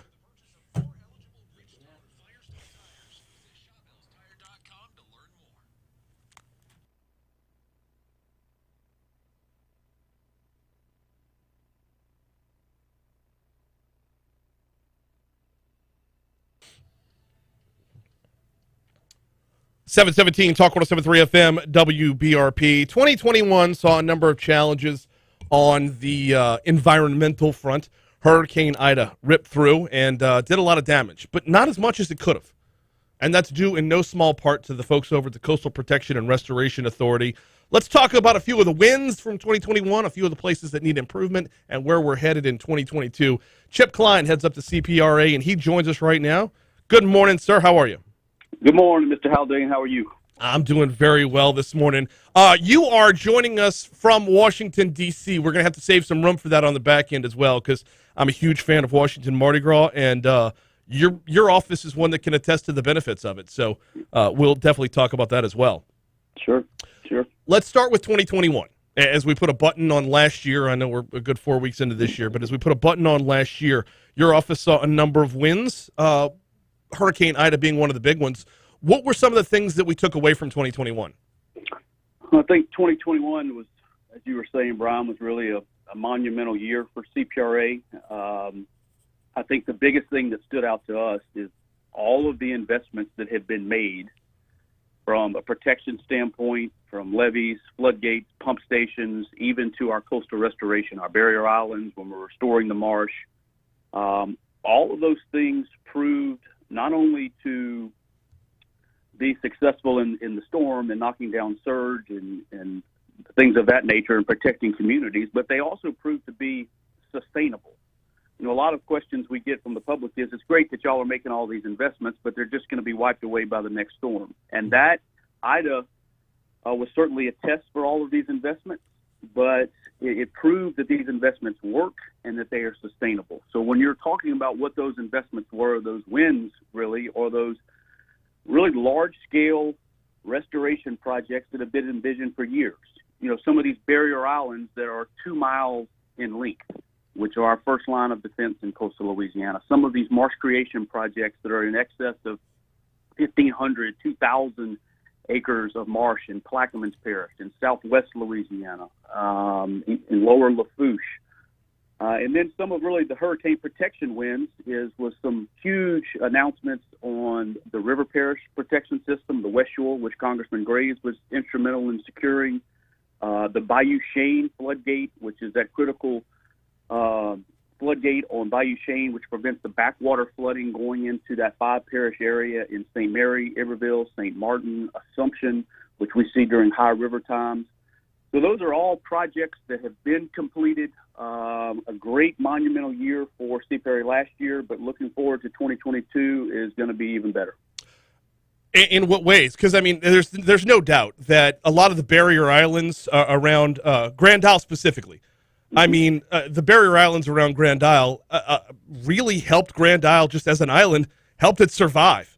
But as we look ahead to 2022, I mean, hey, Chip, it's time to more than just survive. We were made to thrive, right? That's amen. Amen, brother. So we've got, if you look at the annual plan this year, Brian, which is the subset of our coastal master plan. So every year we're required to report to the legislature what our budget will be, what our spending plan is for the next fiscal year. $1.3 billion. That is the largest investment in hurricane protection and coastal restoration that this state has ever made. So you're talking about record-breaking restoration projects that will be going to construction in Lake Bourne on the east bank of the river. I mentioned Spanish Pass going on the west bank of the river. The Mid-Barataria sediment diversion in Lower Plaquemines, which is somewhat controversial. A $2 billion project will start construction this fall. But it's also going to be what we call the year of the dredge, Brian, because we will have close to half of the entire fleet of dredges in the Gulf of Mexico working in South Louisiana on coastal restoration projects. So 18 dredges at one point in time will be working on restoring our coast in 2022, which will create close to 15,000 acres of new land. And so $1.3 billion is by far the largest investment that this state has made in hurricane protection, coastal restoration. And as you say, it's time to stop studying, stop analyzing, stop researching. Let's build some things that can protect the people of South Louisiana. So it's going to be a great year. You mentioned sediment diversion is controversial, or this project is why is it controversial? Well, some of those in the fishery industry, particularly in the oyster industry, when you're putting that amount of fresh water into the Barataria Basin, say, it's obviously going to affect the salinity regime that is needed to harvest oysters. And so where the oyster industry is harvesting oysters today is not where they were harvesting oysters 30 years ago. And so we're going to have to work with the oyster industry in transitioning them back to where they were harvesting oysters, where they can continue their livelihoods. And so there's just there's fear, I believe, in the fishery industries about the impact that these sediment diversions will have. And that's why you see all of the mitigation dollars that are set aside to address the concerns of the shrimpers, the oyster guys, so that we can just show them where the salinity regime will be suitable so they can continue their livelihoods there. Is this a matter of relocating overall, or is it a matter of short-term loss for long-term gain? A little bit of both. I think that it'll be – so there's obviously going to be a short-term loss for a long-term gain, yes, but I believe that there's going to be some areas in the Barataria Basin that are going to need to be relocated permanently because the salinity regime just won't be suitable for oyster harvesting or shrimp catching. Well, I mean, from just a layperson's standpoint, Chip, that which was underwater yesterday but wasn't underwater 50 years ago, we don't want it underwater anymore. That's going to naturally, I say naturally, it's man-made, but that's going to change the course of things anytime you're adding land, right? Yeah, sure. Absolutely. And don't forget, Brian, too, that this whole crisis, our coast started disappearing when the Mississippi River was levied. Yes. And so the basic concept behind these diversions is just mimicking the natural process that created the state of Louisiana to begin with. I mean, look at what's going on in the Atchafalaya Basin. You got more sediment in that Atchafalaya Basin because of what the Atchafalaya River is doing. It's literally blowing out sections of levees and banks and coon trap, which one of our good buddies, Mr. Bourgeois, is very familiar with. Mm-hmm. And so that is a proven concept that the Mississippi River, both of those rivers, actually carry the lifeline to what's needed to save our coast, and that's the sediment. And so that's why it's important that we reconnect our rivers. When it comes down to it, the number of different projects y'all normally work on, barrier islands tend to get the most attention because they're the most visible. Is there like a ranking of which y'all try to attack based off of effectiveness, based off of cost? I mean, how do you work that scale there? Well, the concept that we call it is multiple lines of defense. So it's all of the above. We're not just going to focus on barrier islands in one particular year. We're not just going to focus on marsh creation in one particular year. It is all of the above, every day of the week. And so you're right, the barrier islands, I think that's probably the most visible for people who are either flying over South Louisiana or, do a lot of fishing there. But some of these marsh creation projects are just as visible, but people don't know what they're looking at. They see these large dredges operating. They're like, I wonder what's going on there. And that is what billions of dollars worth of work looks like. And so once you continue to educate the public, you take the public out there to see some of these projects, they're like, wow, Louisiana not only has a plan, but they're actually putting this plan into action. So it's multiple line of defense every year. It's not just a siloed approach year by year. Chip Klein heads up to CPRA. We are talking about what's in store for 2022. So, year of the dredge, is this all going to be out in the Gulf, or are we going to see this a little bit further upriver in some places as well? Most of this will actually be inland. Brian. Most of these will actually be marsh creation projects where we're dredging material either out of Lake Bourne or out of the Mississippi River, sometimes out of the Chapelaya River. There will be some dredges operating offshore for some of the barrier island work, but the majority of that will be marsh creation that's inland. Before we get you out of here, you are in Washington, D.C. right now, and I appreciate you hopping on the hotline while in Washington, D.C., but it is time for Washington Mardi Gras. This is an important event that everybody missed out on last year because of the pandemic, but it's an opportunity for Louisiana to get face-to-face, oddly enough, with other Louisianans, but with the rest of the nation to put real relationships on problems that we have. How does your office approach Washington Mardi Gras and the opportunities it affords? Well, I always look at Washington Mardi Gras, Brian. It's really just a prime time opportunity to highlight the coastal program to the rest of the country. And what I mean by that is it's not just me up here that are meeting with Biden administration officials or our congressional delegation or other members of Congress from around the country. Look, we've got oil and gas companies up here. We've got ports up here. We've got environmental groups up here.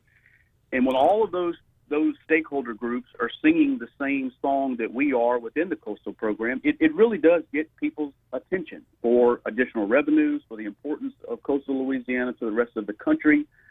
So I know that a lot of people think this is nothing but a party and, a bunch of crazy Louisianans up in Washington, D.C. acting a fool, but it's really a productive trip because of the relationships that exist, the relationships that can be formed.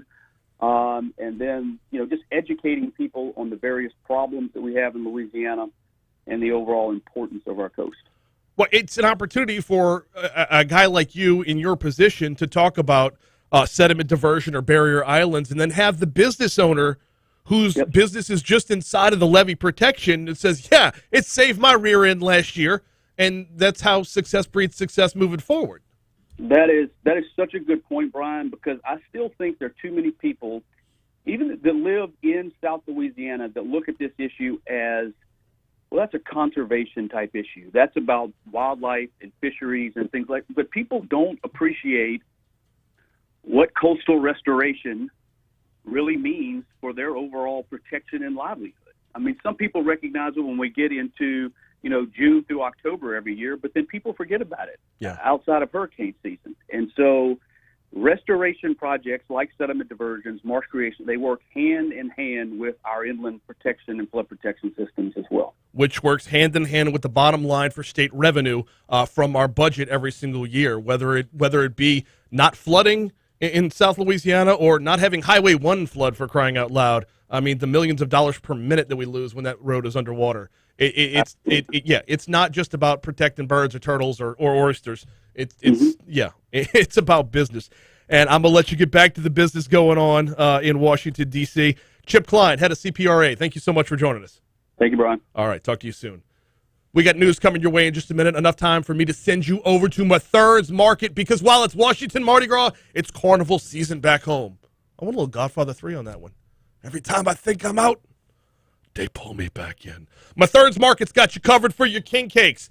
Downtown on 3rd Street or the Nicholson Gateway Shopping Center. Nicholson at Skip Bourbon Drive. It is right across the street from Tiger Stadium, and you can't miss them. As soon as you walk through the front door, you're just smacked in the face with king cakes.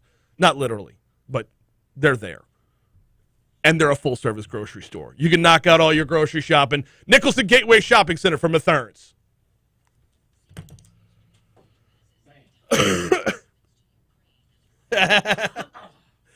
Oh, gotta love.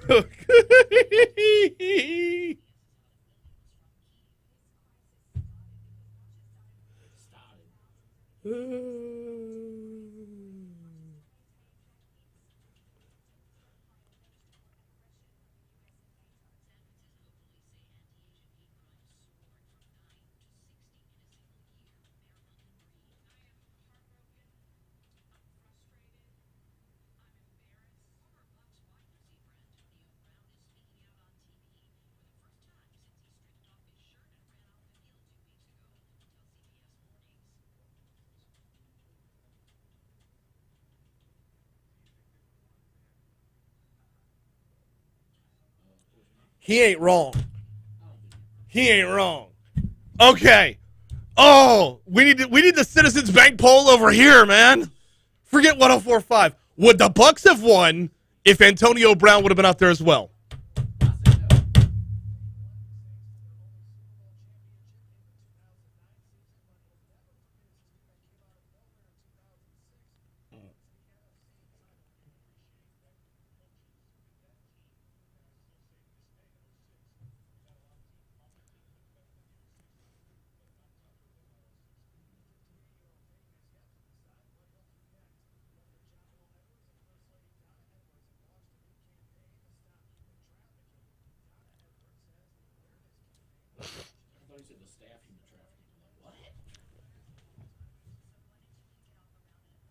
Almost done with this sinus thing.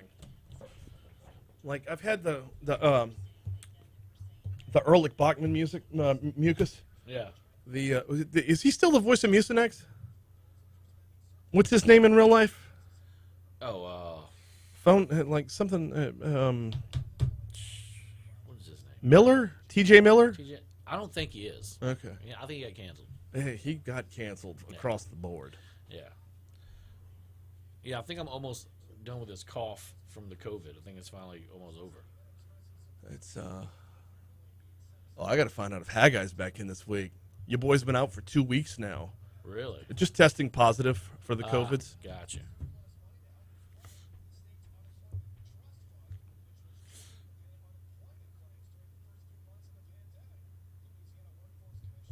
Yeah, I gotta get with him and see if he can get me if he's doing Tech Gummo this week to get it in before Friday. Or I could just forward it to Cade and get him to throw it in for me.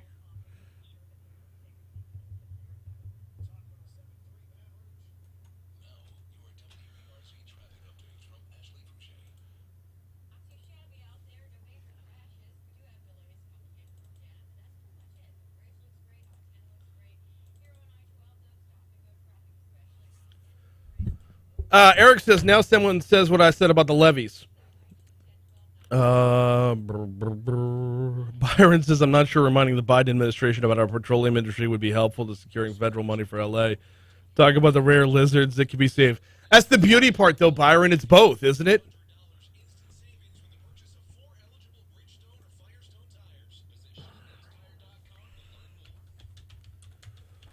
All right, hour one is up, and the legally served segment's about to be up. Cool.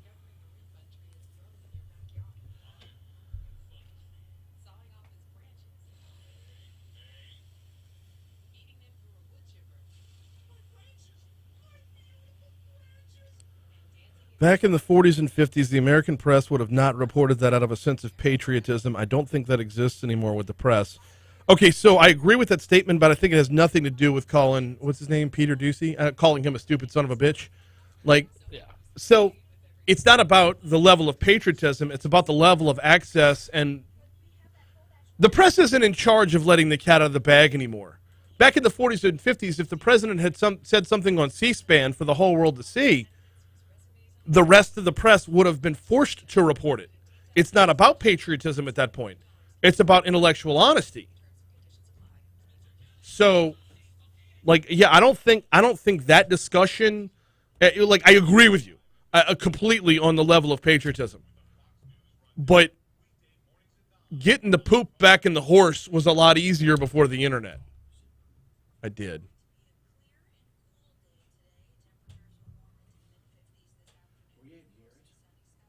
Late, as always. I like it. Keeps me on my toes. Nina says, good morning, dear. You need lemon and honey and an air purifier in your room. So we have an air purifier at home, and I don't remember the name of like the one that's out there. In fact, it's the same model as the one that's out there. And mycleanliving.net is the name of the website. So free shout out for Moscona's sponsors.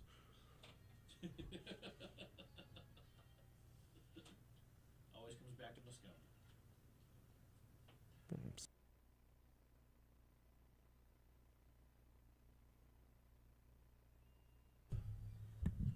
736 Talk 107.3 FM WBRP. It is time for DC Current. We're looking to hook up with Congressman Garret Graves. Here's the thing, though. I don't know if he's calling today. Your boy's a little bit busy. Washington, Mardi Gras, everybody's coming in today. The big party starts tomorrow. As you heard Chip Klein say in our last segment, it's a lot more than just a party, though. It's about relationship building and networking on a very personal level. It's about FaceTime with people you don't see on a regular basis. It's about getting business done for the state of Louisiana. And it's a remarkable experience. So if you've never been, I highly recommend finding a way to get a ticket and going. Or just going and hanging out at the Washington Hilton. Even if you're not going to the big events, all the stuff that goes on, it's the mortar between the bricks. Isn't that where Jake is? Isn't he up there for? So Jake is en route. I want to say he's wheels up in about an hour, I think. Yeah. But that's the reason he's off, is that he's going to DC Mardi So Gras. this little worm. This little worm. I say that lovingly. Jake's girlfriend is the queen. Wait, what? Yeah. Producer Jake Barty. He's dating royalty? He's dating royalty. Wow. I know.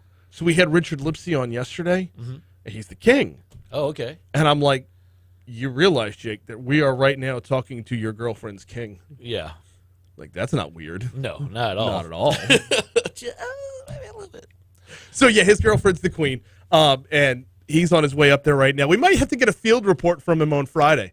Little scene setter midway through on Friday. I know we're not going to get a hold of a whole lot of folks at this time on Friday because they've got a number of different meetings going on. And that's the backstory behind this. Is it Thursday or Friday where they got – so when we went up 2 years ago, Jay Ducote and I took the show on the road. We went to Washington Mardi Gras, and we're going to make it an annual thing. We're getting back into it next year. Had too many logistics this year, too many COVID problems to work out this year, so we weren't able to make it back up this year. But starting next year, it's going to be a tradition for Talk 107.3. I'm going to worm my way in. You've got to work a video producer maybe on site? Sure. All right, well, let's go right back to Washington, D.C. We call him the captain this week. Congressman Garret Graves is heading things up for Washington Mardi Gras. Appreciate you getting on board. I know it's a busy day. Yeah, it sure is. Things kicked off last night. I already have at least hundreds and hundreds of Louisianians in town, and really looking forward to good celebration mixed in with a good bit of work. We've got a ton of meetings today. We're going to be meeting with officials from other countries and agencies, as well as a whole bunch of folks from Louisiana. So should be a start to a great week. Walk us through a little bit of the schedule, a few of the business meeting end. I mean, the pop and circumstance. We talked with Richard Lipsey yesterday about the Mardi Gras end of it, the ball and the Louisiana Live Party and all that other good stuff. But from a business perspective, from a networking and relationship perspective, what's on the table for this year? Well, one of the neat things is that there is not any kind of party or celebration in Washington, D.C. that even remotely resembles Mardi Gras. So this has become one of the hottest tickets in town, one of the hottest events of the year. And so you get all of these people that are CEOs, or you get these people that are officials from other countries or top officials within government that want to come, and it provides this opportunity for us to talk about Louisiana, for us to get Louisiana's assets, resources, and strengths in front of the officials, in front of these companies, in front of these countries. And it's a great mix of both business and fun. And I've talked to people that have walked away from Washington Mardi Gras with saying that Washington Mardi Gras was the source of millions of dollars of economic opportunity, hundreds and in some cases even thousands of new job opportunities in Louisiana. So, I'll say it again, it's a great mix of both business and fun, which we seem to excel at in Louisiana. And I love the fact that it takes a whole bunch of Louisianians to come to Washington, D.C. To put on a good time and to create an event that's the hottest ticket in town. One of the things that I was most impressed with when we went just before the pandemic, and I mean, it was like literally the last thing to go off before the pandemic outside of Mardi Gras itself. One of the things that I was so impressed with, though, is the amount of Louisiana business that got done just because two people from different parts of Louisiana would be in the same room together. It's amazing how we go about our lives, and we're all so busy that we never take time to reserve time for each other. Yep, and that's one of the ironic things is that Washington Mardi Gras ends up being this event where, in many cases, instead of all of these folks coming together in Louisiana, in Baton Rouge, New Orleans, Lafayette, Shreveport, wherever, they end up coming together in Washington, D.C. Remind you, we have people from every corner of the state that are coming to this thing, thousands of Louisianians coming up here. So it does create that opportunity for Louisiana business opportunities with other Louisiana companies.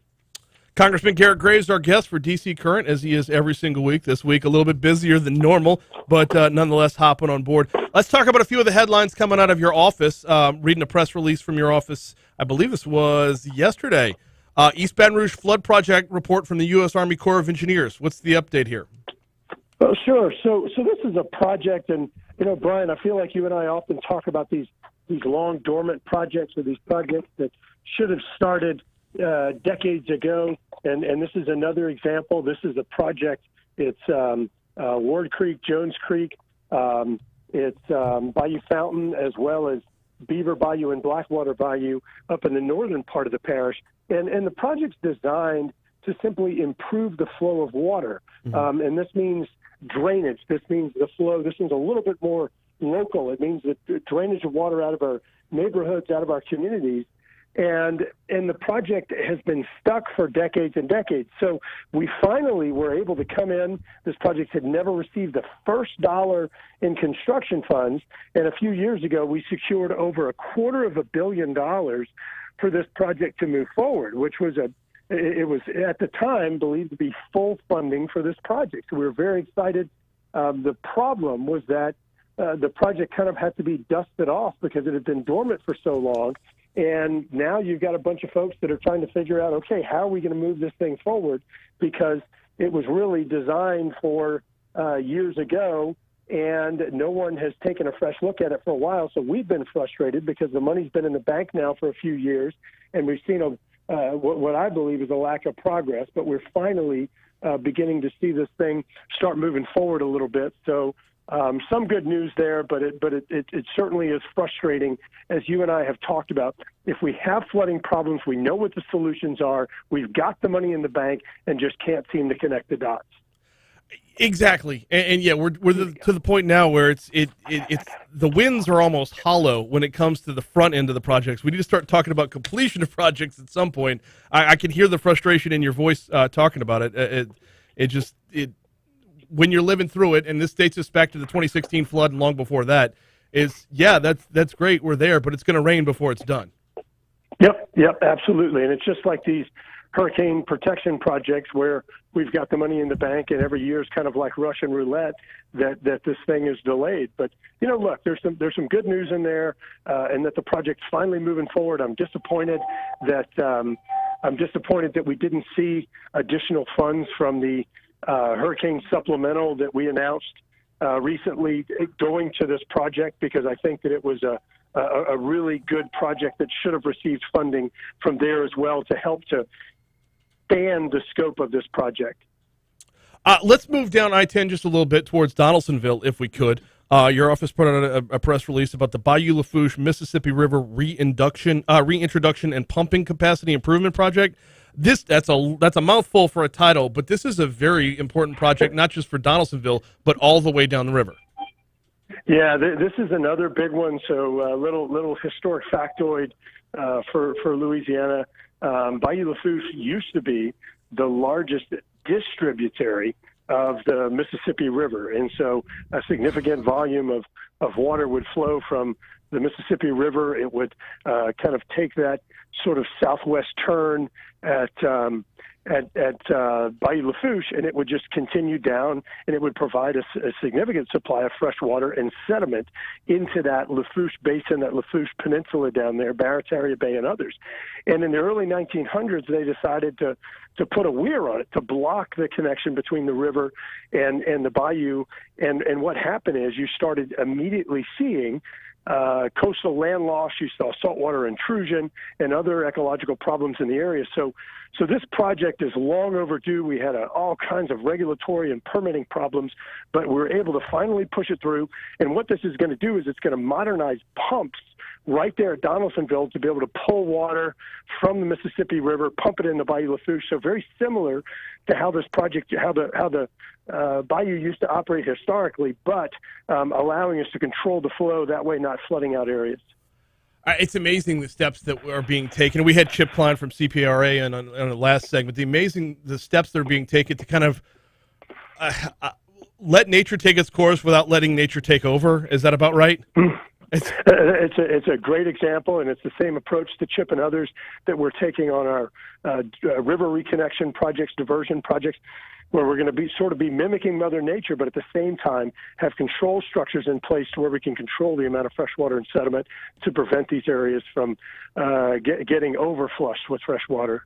One more before we get you out of here, Congressman Garret Graves, part of D.C. Current. One more before we get you out of here, and this kind of walks me back up to Washington Mardi Gras. Louisiana experiences different problems than the rest of the nation. We are unique in many ways, and sometimes well-meaning programs on a national level do not play out that way from Louisiana's perspective. Congress is looking to ban nutria trapping, specifically within national wildlife refuges, and you are firing back. It's one of the most frustrating things in the world, Brian. You have these people that I'm sure are well-intentioned, but you got this guy from New York, congressman that obviously doesn't have any real experience out there hunting, fishing, spending time in wildlife refuges, and he's convinced that banning traps writ large, just full-fledged banning of all traps in wildlife refuges is a great idea, and it's obviously not. It's one of the primary ways that we capture and try and control the population of nutria, which is an invasive species that's causing extraordinary impact to our coastal wetlands and levee protection and other things. And so we're fighting that bill, trying to prevent it from happening, because right now, just to give you an idea of how crazy and disjointed the federal government is, we have a federal program that we've, through a bill that we passed, that actually provides money for people to trap nutria. So we have one program where we're providing federal funds to trap them, and now he's trying to come in and pass a bill that says you can't. Right. It's so backwards, but it's just another example of how our problems are a little bit different. Absolutely. He is Congressman Garret Graves. We'll get back into the craziness of Washington, D.C. I didn't want to get too heavy today because you've got a full docket with Washington Mardi Gras. Have a great time this week, and we'll talk to you next Wednesday. Hey, thanks, Brian. Take care. We're going to miss you. No, absolutely. Going to miss y'all as well. We had posted up in Garret Graves' suite last time to do the show live from there, which was a great experience. I remember that. You remember that? I was in a rocking chair. I was like, what is going on here? I had my guests in another rocking chair. I had my elbow propped up on an alligator head. That was so much fun.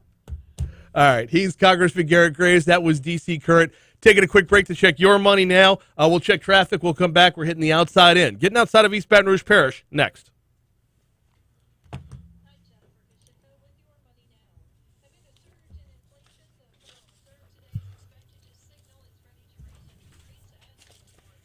There will be a full-on assault on getting us up there again next year. I'm to start like soon. Like the moment everyone gets home. Did you have fun? You can have more fun next year. You can get more done. You can elevate your message next year by bringing Talk 107.3 along for the ride. Yeah.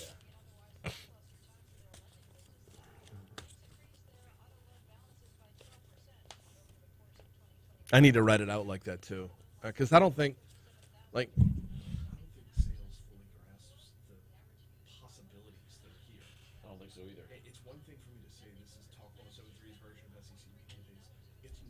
say, do you want to start moving away from chasing nightclubs and car dealerships and moving into getting Franciscan missionaries and Mary Bird Perkins and their new partnership with Borghardt College and Bollinger Shipyards and every plant in the river that doesn't normally advertise. Yeah. But if you could pull $2 we elevate ourselves. Yeah, absolutely. I agree 100%.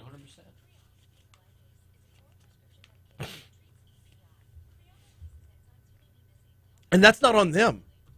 They have no reason to until they do, you know? 100% on me. Byron says Roosevelt, and is my mic on? Yeah. Byron says Roosevelt in a wheelchair was a fact that wasn't discussed or photographed during World War II. I'm just saying they actively covered up things. So, that's a good point. That's a damn good point. Yeah, they did, but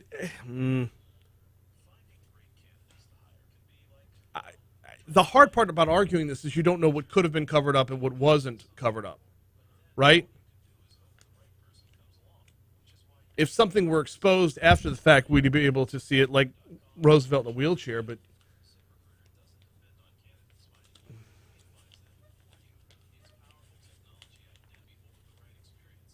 I think where the conversation is going to go is the overall pulse of the country. It's not the media.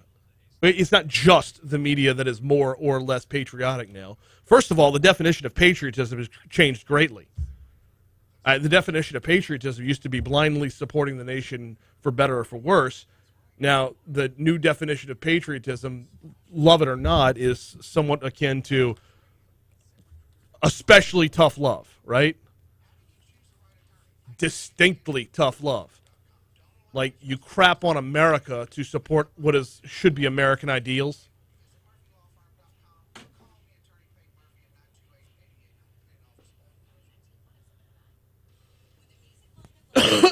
You could cover up Biden in a wheelchair. You can't cover up senility. He has to talk.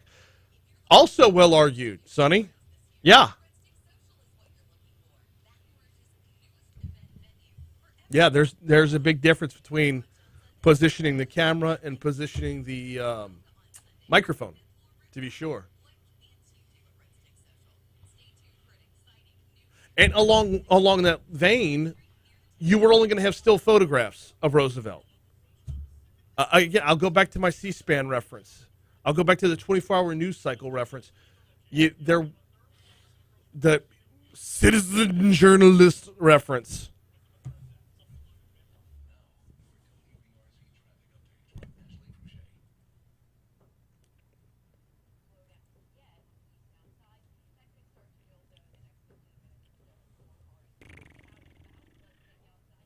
Watergate changed the press. Not saying it's good or bad. It's just different. And how do you walk down that path? Watergate changed the press. And, yeah, everybody's got to have breaking news. It has led us to a point where being first is more important than being right.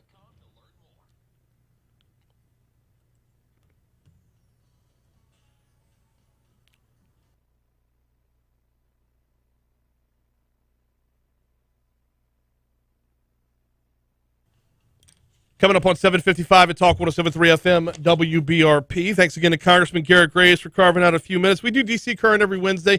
This Wednesday is a little bit different because a big chunk of Louisiana is converging on our nation's capital for Washington Mardi Gras. And, I mean, this is how business happens and where business happens. I like the analogy of watching the sausage get made. This is kind of a lot of sausage making going on, if you will. We'll dive back into that. We'll get some reports from Washington throughout the rest of the week, tomorrow and Friday, as Washington Mardi Gras proceeds. Coming up next hour, we're going to talk about inflation. We're going to talk about rising interest rates, and we're going to talk about managing your way through it. Scott Gaudin is going to join me. He's with Currency Bank. Going to hop on board at 8:15 to talk about it. And Sean Peyton has retired. I mean, that's the big news of the day. That's the big headline of the day. we're not getting too far away from it at any point during the show. Michael Cauble from WBRZ is going to be on the hotline at 8:40 to talk about that. Right now, though, it's time for us to step outside of East Baton Rouge Parish. It's time for the Outside In.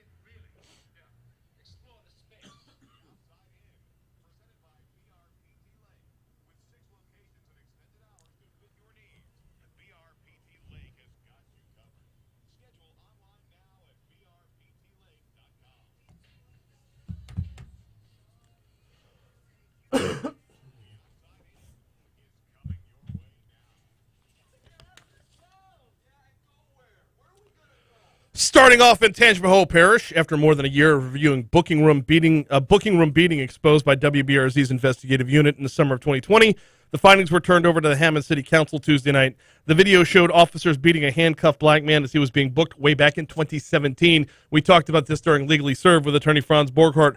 Lawyer Michael Adams from Baton Rouge was hired to look into the case. He told BRZ it's his recommendation the case be turned over to state and federal prosecutors. No word yet on where it will officially head from here. Think BRPD is the only law enforcement outfit having trouble getting fully staffed? How's Lee Corso do it? Not so fast, my friend.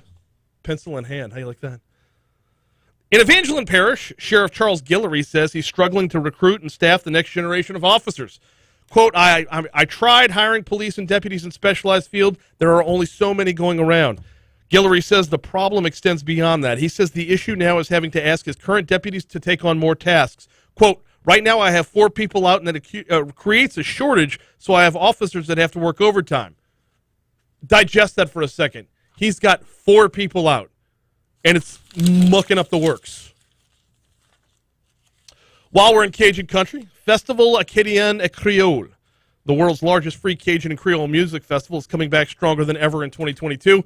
This year's theme, Le Grand Retour, the Great Return, promises a tour de force of Cajun and Creole musicians and an immersive cultural experience filled with flavorful South Louisiana cuisine, crafts, and workshops. The festival committee has planned 2 festivals in 1 year, March and October. Last time they did 2 in 1 year was 1980. Spring Festival, the March installment of this, going to be March 18th through 20th. They plan to release their music lineup on February 3rd. Closing out in West Baton Rouge, where fried chicken chain Raising Cane's is opening up a new location in Port Allen. The first in West Baton Rouge Parish. That news surprises me. I know! The first? Really? Wow. That's okay. the way it's being reported. The new restaurant will be built near the corner of Highway 1 near Richardson Avenue and be the 19th in the greater Baton Rouge area. The company plans to hire about 100 crew members to staff the location.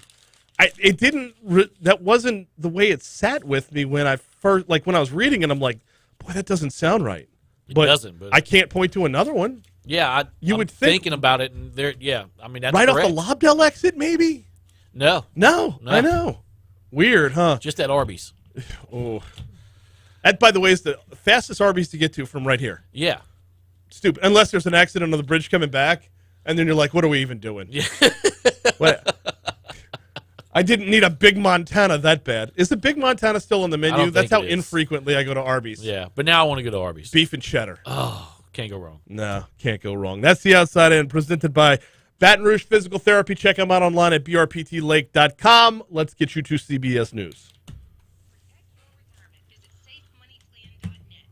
Is the Big Montana still a thing?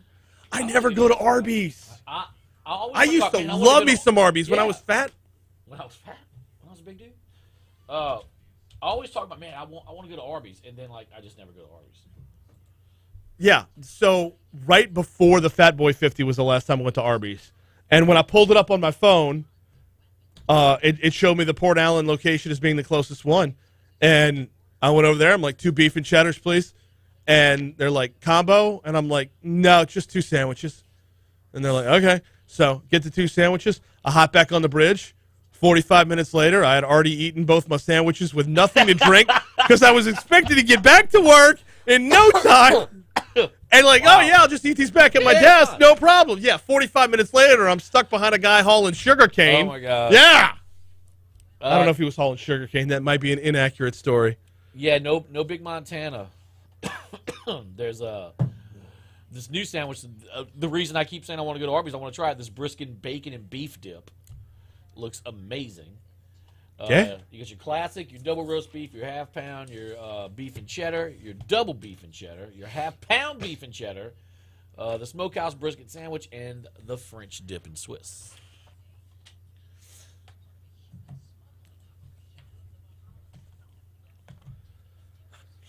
Oh, this day in history, you got it? I got it, sir. Awesome. I got a few that are going to change it up a little bit. Dunzo and Dunzo, got it.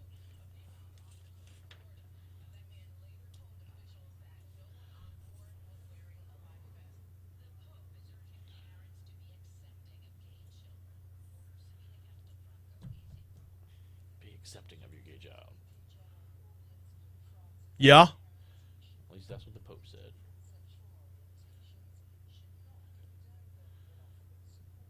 Let's see if that's small enough.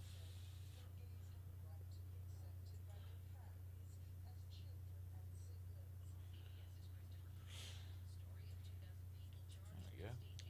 This, I am sure this Pope is going to catch hell for all of that. Not literal hell. Not literal hell, but hell. Blowback. Yeah. Oh, absolutely.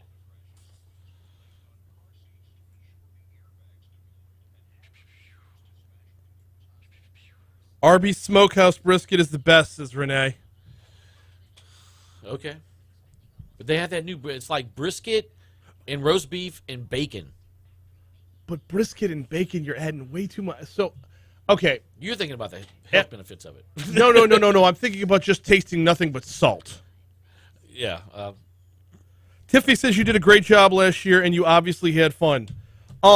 Thank you, first and foremost. It was a quite the hustle to get. So Thursday morning, there's multiple legislative meetings behind closed doors. There's multiple meetings going on. Hustling interviews on Thursday morning after trying to run with Jay Ducote on Wednesday night was the dumbest thing I've ever done in my life.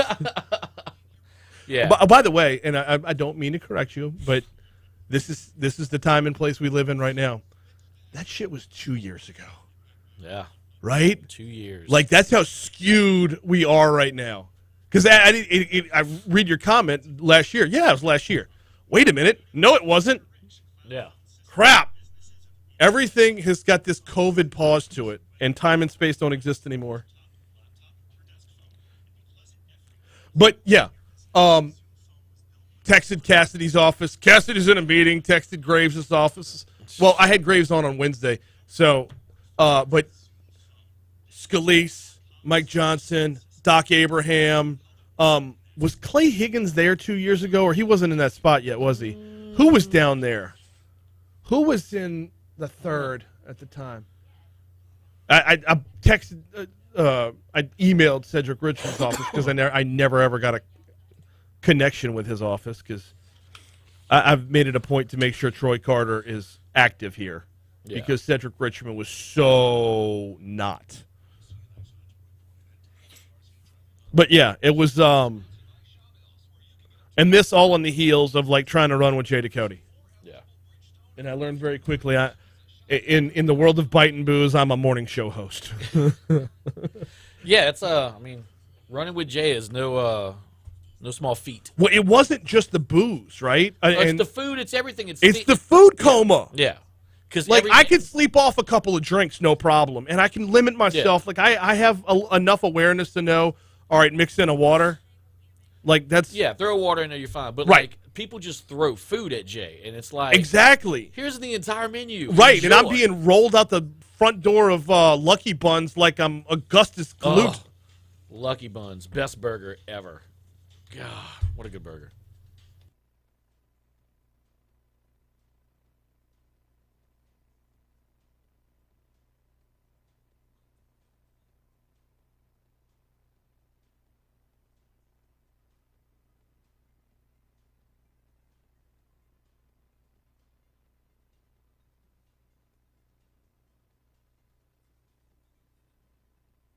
Oh, 805 Talk 107.3 FM WBRP. Mornings with Brian Haldane rolling right along. Hour 3 coming your way right now. By the way, If you're missing it on YouTube, you're missing a heck of a conversation during the breaks. During this last break, we were talking about the last Washington Mardi Gras, and Tiffany had commented that we had done a great job holding it down last year. I was like, hey, thank you. And then it occurred to me, wait a minute, that was 2 years ago. 2 years. Why has COVID screwed up our perception of everything? Specifically time, because Yes. that March of 2020 felt like it lasted 6 years. Yes. Like it was the longest March on record. Right. Remember 3 decades ago when we all watched Tiger King? Right? Yeah. Wow. I know. It's just that which was it's weird. That which was before the pandemic feels like yesterday. Yeah. But that which was in the first quarter of the pandemic feels like 100 years ago. Our timelines are just thrown off. So strange. Yeah, it is. And once again, I learned very quickly that in the world of Jay Ducote and Bite and Booze, I'm a morning show host. Yeah. That's trying to run with that guy.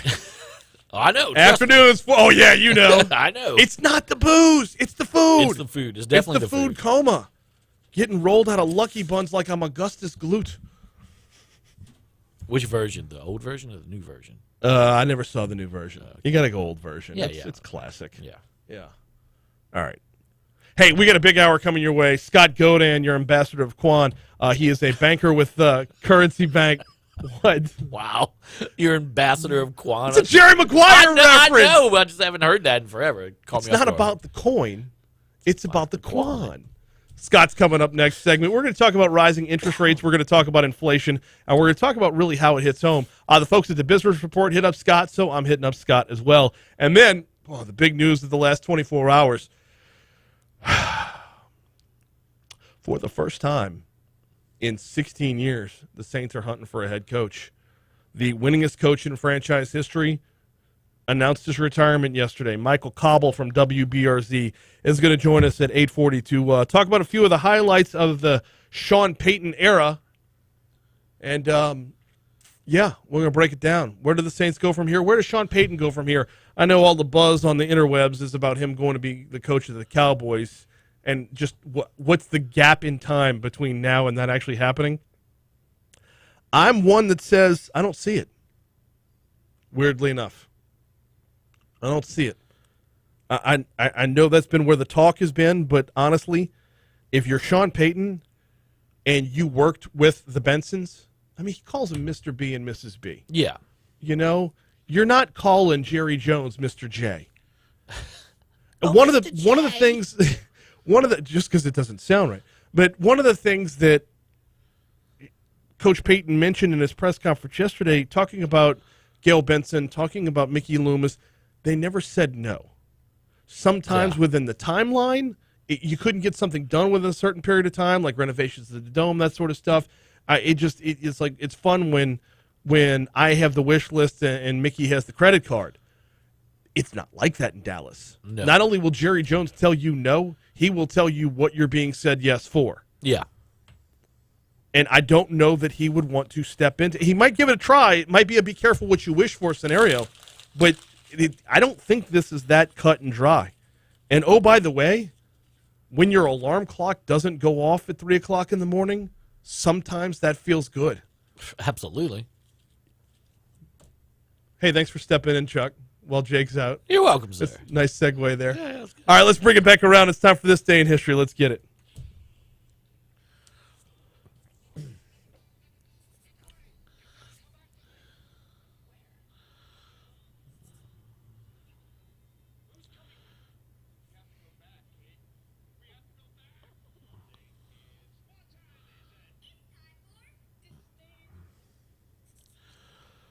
What happened on this day in history, Chuck? So many things happened today, Brian. A lot of things happened today. Top of the list for this day in history, 1788. The continent of Australia was founded. Jerks. By Captain Arthur Phillips, who was guiding a fleet of 11 British ships carrying convicts to what at that time was known as the colony of New South Wales. New South Wales. Yes, which makes today Australia Day. New South Wales. Sounds like they'd play in the NAIA. Yeah. This day in history, 1838. The first prohibition law in the history of the United States is passed in Tennessee, making it a misdemeanor to sell alcoholic beverages in taverns and stores. The bill stated that all persons convicted of retailing spirituous liquors Spirituous liquors? Spirituous liquors, in quotes, will be fined at the discretion of the court, and that the fines will be used in support of public schools. I like that. That was good. Was it? I mean, not really, but still. Yeah, I was going to say. 1926, this day in history, John Baird, a Scottish inventor, gives the first public demonstration of a true television system in London, launching a revolution in communication and entertainment. First Excellent. television. How about Yeah. That was what year? 1926. 1926. Yeah. Less than 100 years later, we have the Kardashians. You're welcome. You're welcome. This day in history, 1961, President John F. Kennedy appoints Janet Travell as his personal physician, making her the first woman in history to hold that post. This day in 61? 61, yeah. Can I rewind by 1 year to Sure. 1960? Go for it. On this day in 1960, Pete Rozelle is chosen as the new commissioner of the National Football League. That doesn't sound like a whole lot, except that set the wheels in motion for the New Orleans Saints to become a franchise. Oh, there because you go. Pete Rozelle was tasked with taking on the merger of the AFL and NFL, Yeah, okay. and then working your way through antitrust laws brought about Louisiana's delegation, would have been a great Washington Mardi Gras topic, brought about Louisiana's delegation to make the whole thing happen. Interesting. Okay. Oh, it's one of my favorite stories of all time. I didn't know that. That's We have the Saints today because of the work of oh crud. Now I'm not going to remember the names. One of the Longs, and then you know what? I'm going to look it up and get back to it rather than just brain fart my way through the segment. Okay. This day in history, 1979, The Dukes of Hazzard premieres on CBS television. 1980. See? 26 to 79. First TV in 26. You get the And Dukes then we of got the Hazzard. General Lee. Yeah, jumping gulches. 1986, in New Orleans, the Chicago Bears defeat the New England Patriots 46-10, which at that point was a Super Bowl record for points scored by a team to win their first Super Bowl championship since 1963. And lastly, on this day in history, in 2005, President George W. Bush appoints Condoleezza Rice to the post of Secretary of State, making her the highest-ranking African-American woman ever to serve in a presidential cabinet. Moving on to birthdays, lots of birthdays. Both begin with... Should I save my diversity from the Republican Party's take? Because that would just be snide? Yeah, Okay. I will. No, I'll sit on it. Just I'll hold sit it on over there. Hold Fine, it over there. It's fine. It's fine. The birthdays and deaths, they both start off with gangsters, well-known gangsters. Oh, Ellen DeGeneres? Well, she's in there, but she didn't start the list. She does not start the list. Frank Costello. Oh! Famed gangster Frank Costello, born on this date in 1891. Paul Newman, born on this day in 1925. The legendary Bob Uecker, born this day in 1935. Oh, I must be in the front row. Yeah, just a bit outside. Scott Glenn, actor Scott Glenn, born on this day in 1941. Movie critic Gene Siskel, born on this day in 1946. The legendary Eddie Van Halen, born on this day in 1955. Anita Baker, 1958, as well as Ellen DeGeneres, born on this day in 1958 in New Orleans. The great Wayne Gretzky, born on this day in 1961. The other half of Wham, Andrew Ridgely, born on this day in 1963. You can't forget it. I mean, he was the other half of Wham. He was the other guy. I know. It's like there's George Michael and that guy. That guy. Yeah. Yeah. And the dunk master himself, Vince Carter, born on this day, 1977. Vinsanity, also former, not former, Kirk Franklin. Did you have Kirk Franklin? No, I didn't have him on the list. Okay. Moving on to deaths, again, a gangster, Chucky, listen to me. Chucky? Charles Lucky Luciano died on this day from a heart attack, 1962. Nice. Nelson Rockefeller died on this day, 1979. The legend Paul Bear Bryant passed away on this day, 1983. Abe Vigoda, Fish, died on this day, 2016. Okay, got an Abe Vigoda-ish story coming up in the next break. Okay. And to show that 2020 was starting off to be a horrible year, Kobe Bryant died on this day in 2020. Oh, Helicopter wow. crash. Also, Al McGuire died on this day in 2001, I believe. Oh, okay. Yeah. Legendary NCAA basketball coach, Al McGuire. National holidays today is National Peanut Brittle Day. Okay. I'm down with that. National Spouses Day, Brain. So make sure you, do something for your spouse. Shout out. There you go. Absolutely. Love you, Christy. It's National Green Juice Day for all of you juicers. Might want to swing by the big squeezy. Get yourself a skinny green or sweet greens. Sweet Sweet greens isn't fair. Okay. It's so good. All right. And it is Indian Republic Day, which is to celebrate India's independence from Britain. Nice. So there you go. That's your day in history. All right, take a quick break. When we come back, let's talk about interest rates on the rise, inflation where it's at. Scott Gaudin from Currency Bank joins us next.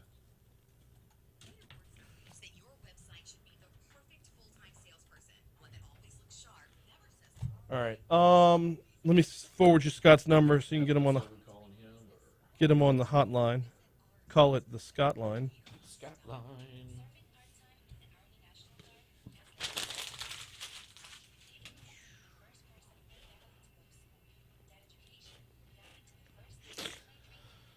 There you go.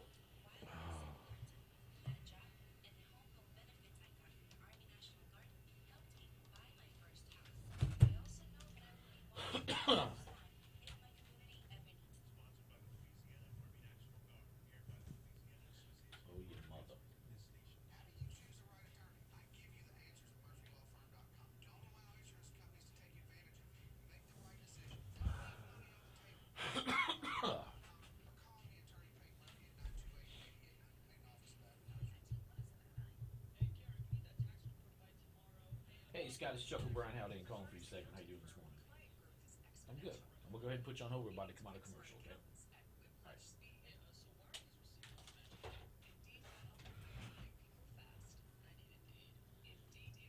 Indeed, you do.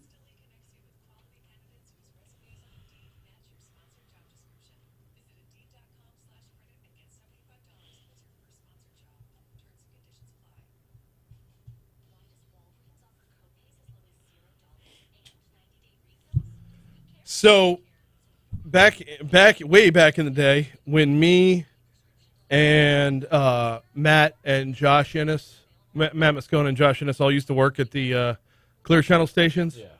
there would be like countless off mic just riffing on different bits that would be funny on the air, but every one of them revolved around casting something in a movie. And no matter what the movie was about, if it was about Nick Saban, Les Miles, Pokey Chapman, no matter what, Abe Vigoda was always going to play Skip Bertman. Yes, absolutely. That would have been perfect. Right? Fish as Skip Bertman. Yes.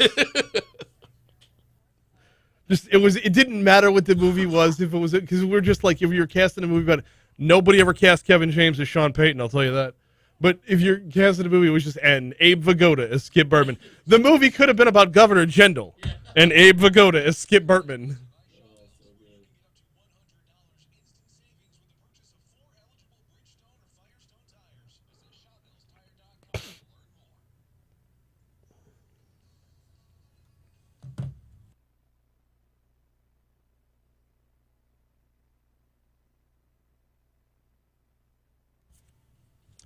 8:19, Talk 107.3 FM, WBRP. Running a little bit long here as that opening segment, we might have indulged a bit, which means I can't waste any time. Want to get around to our next guest.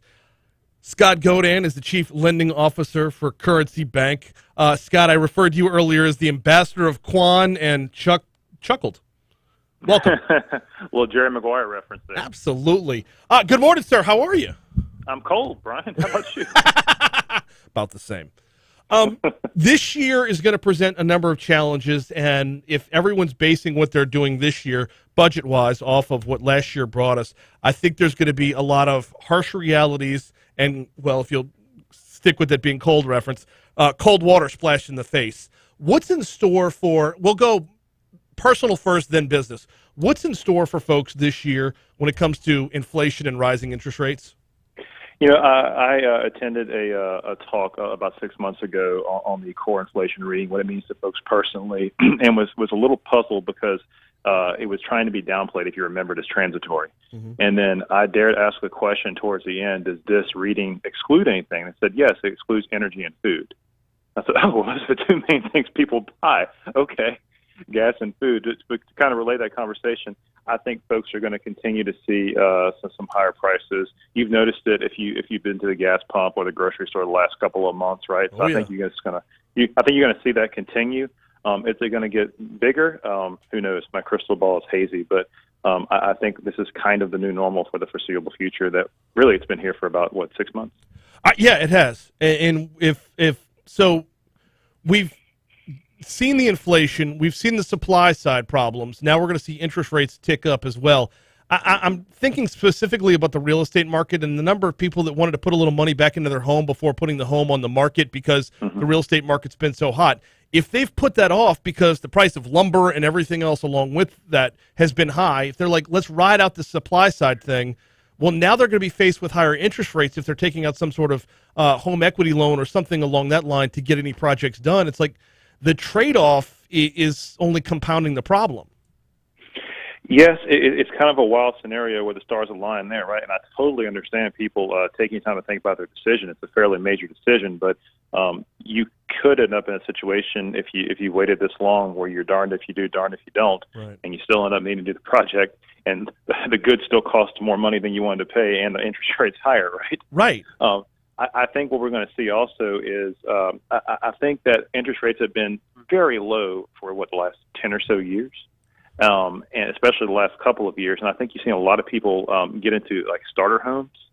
And I think what you're going to see when rates rise is I think you're going to see a slowdown in the residential housing market from folks going from starter home to next step home. Because I can tell you personally, I refinanced my home mortgage 3 times in a year. And my payment went down dramatically. Yes. So it's going to affect people's ability, I think, to step up to that next home. Mm-hmm. And I think we'll also see the refinance home business slow down as well as a result. So if we see that, then obviously the real estate market is going to cool faster than today's temperatures. I think that it will cool. I don't know how fast or for how long. That has yet to be determined. Again, my crystal ball remains hazy, although I think that it's been abnormally hot for the past several years. And not to make comparisons here, but you and I are fans of The Big Short, right? That movie? Yeah. Excellent movie. If you haven't seen it, I recommend it. What was everybody saying in 08, 09 talking about housing? Talking about what, with Too Big to Fail? No, The Big Short. Oh.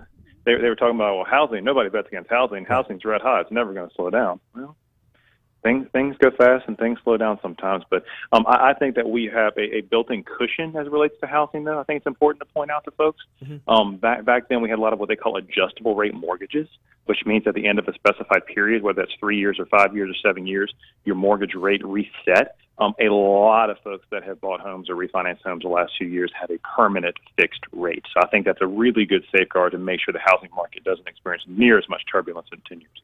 No, 100%. And it will correct itself back again. But this is what we're seeing now. And the problem is we're seeing it on so many fronts at the same time is just corrections. You talk about the real estate market's been abnormally hot for some time.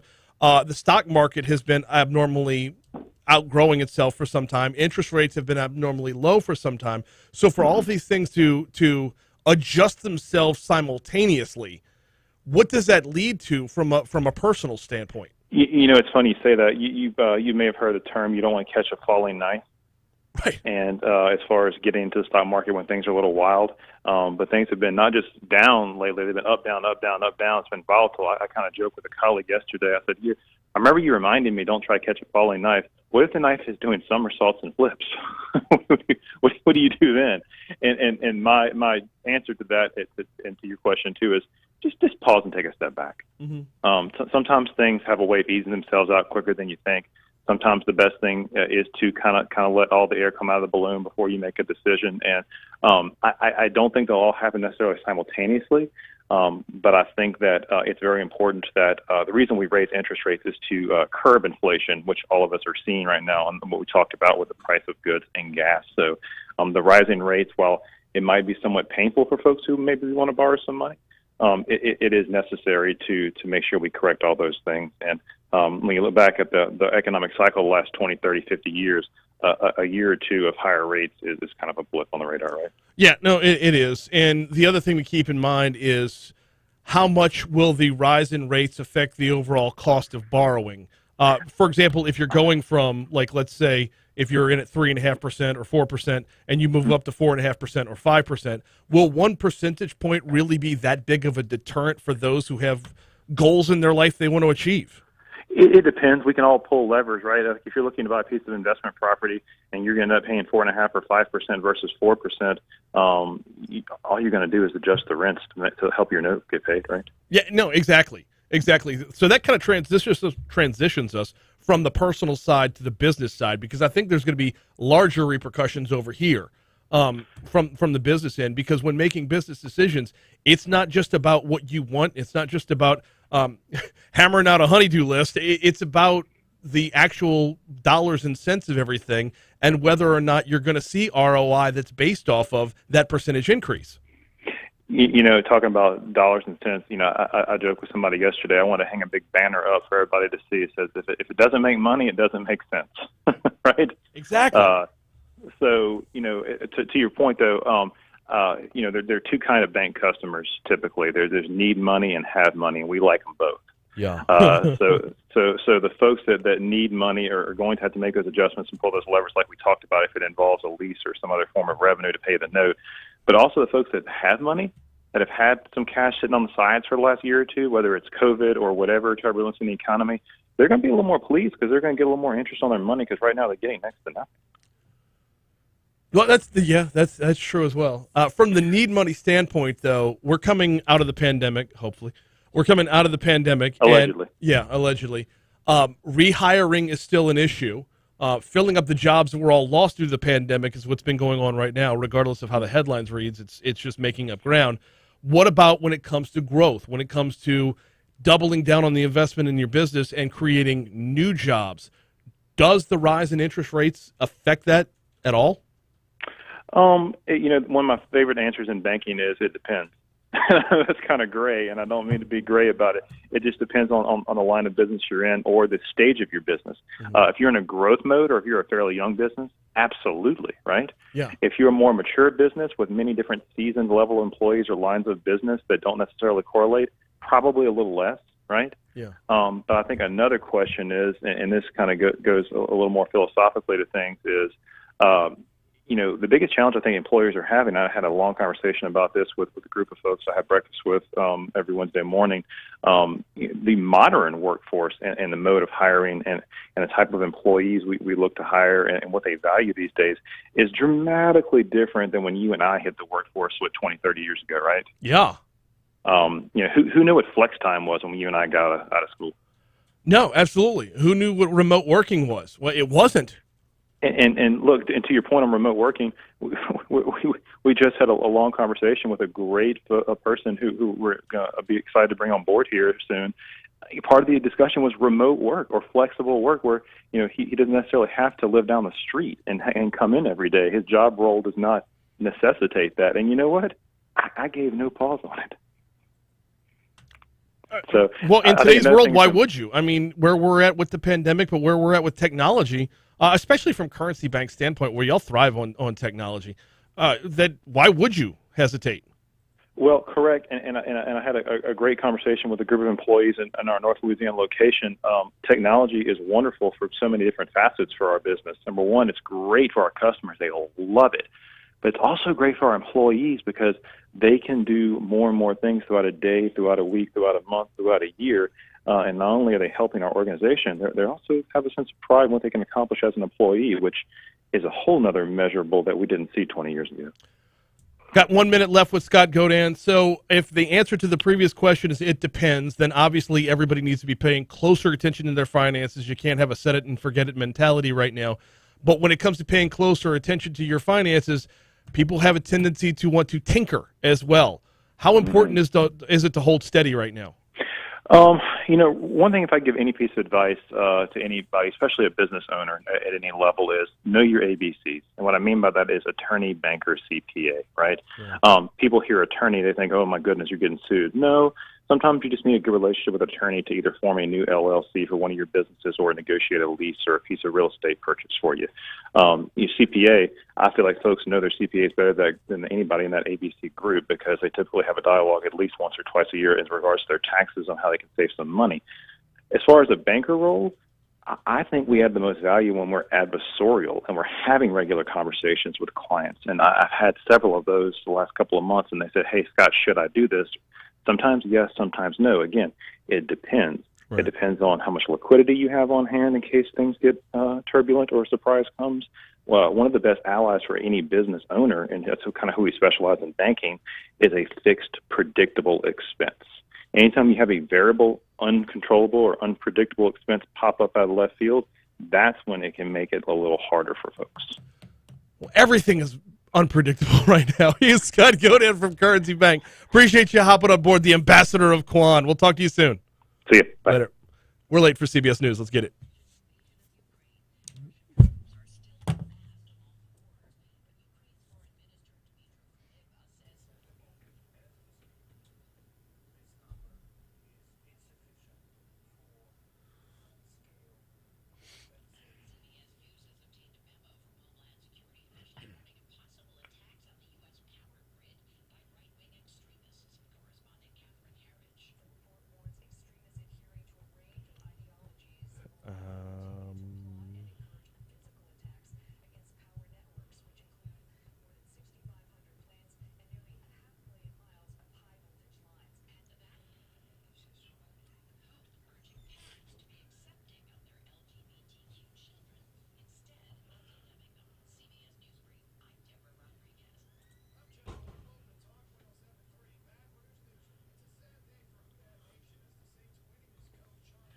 Is it though? Yeah, I don't. So I agree with him and I don't agree with him because it was inevitable. Yeah, it was going to happen Right. at some point. It was unexpected to happen this soon. Mm-hmm. But I mean, but aren't we lucky we got a bonus year? The transition out of Breeze, like I always thought the Breeze era and the Peyton era would have ended on the same day. yes, agreed. Like a joint press conference. Over with one swoop. Right. And you're just like wiping the slate clean and starting from scratch. Yes. Oh, I need to get you Cauble's number too. Okay.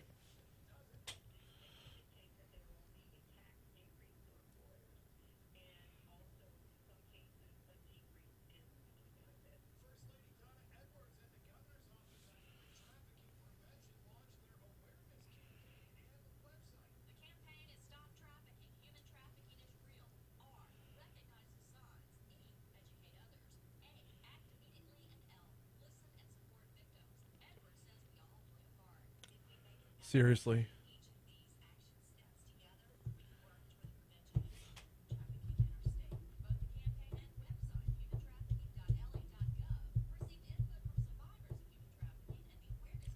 All right, where are we at on the YouTuberies?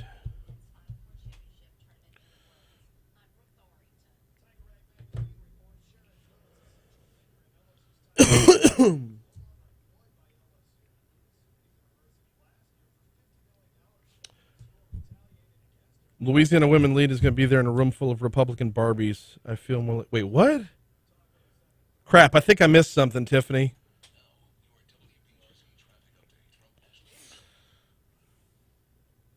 Yeah, I definitely missed something there.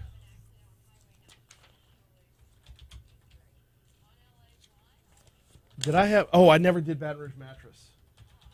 And that was a church thing. Yeah. Hope Ministries? Yes, that was at the top. I forgot to tell you about that. All right. I'm going to do Hope Ministries, then Weather, then Bump.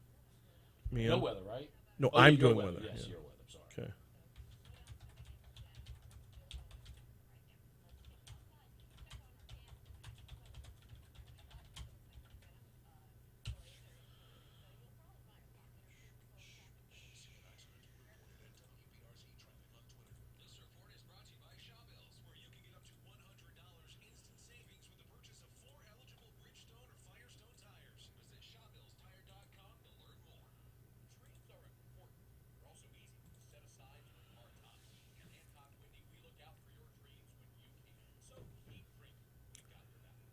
I want to hear. You can kill those.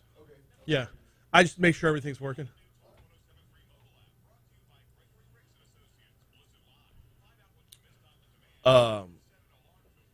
From the new Jack City soundtrack, Christopher Williams had a song called "I'm Dreaming," and every time I hear Moscona's Hancock Whitney commercial, Yeah. where he starts off with "Dreams are important," I want to just hear "Don't wake me. I'm dreaming.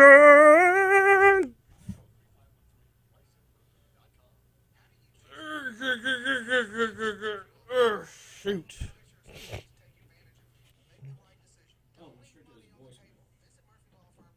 I told him 8:40. So.